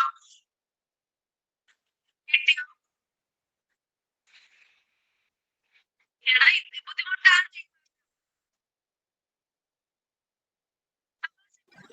ടീച്ചറിന്റെ വോയിസ് കേൾക്കുന്നുണ്ട്. വോയിസ് ബ്രേക്ക് ആവുന്നുണ്ട്.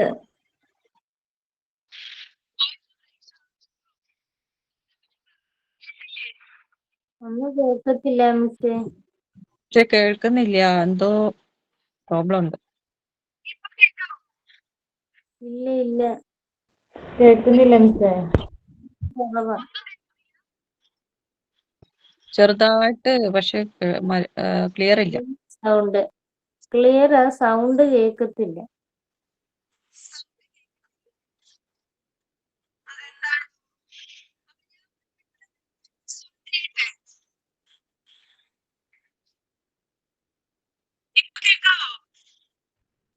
ഇല്ല മിസ്സേ, കേൾക്കത്തില്ല. ഇല്ല മിസ്സേ.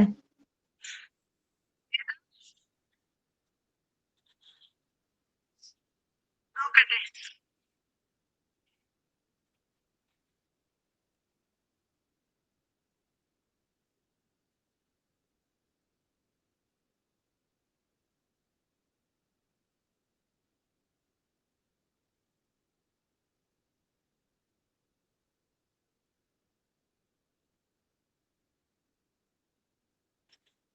ഇപ്പൊ കേൾക്കാൻ പറ്റുന്നുണ്ടോ? ഇപ്പൊ ഓക്കെ. ക്ലിയർ ആയിട്ട് കേൾക്കാം. ഇപ്പൊ ഓക്കെ. അപ്പൊ എന്താ? അപ്പൊ ഞാൻ ലാസ്റ്റ് പറഞ്ഞൊന്നും കേട്ടില്ലേ? ഞാൻ വെറുതെ പറഞ്ഞൊക്കെ വേസ്റ്റ് ആയോ? സർവനാമം 3ആയിട്ട് തിരിച്ചൊക്കെ കേട്ടോ? സർവനാമം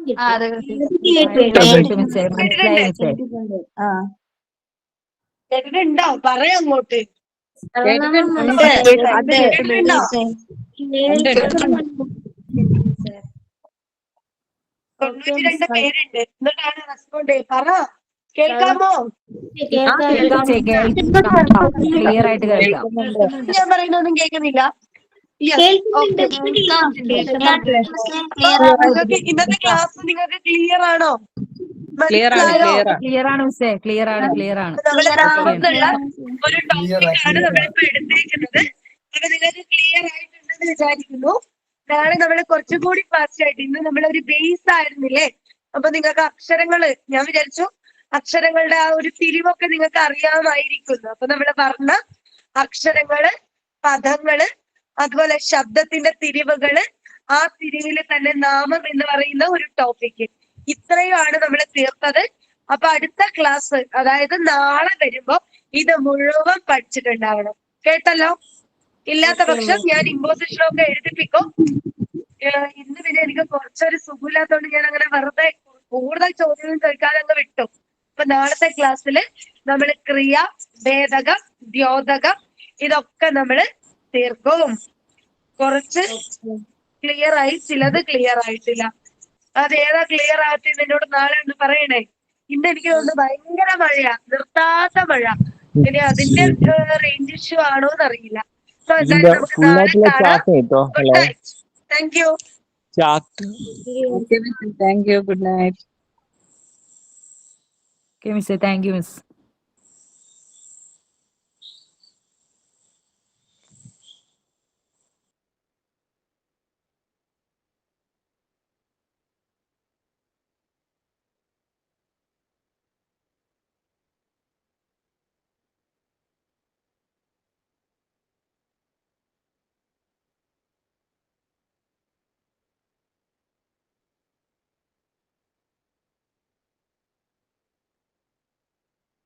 Hello.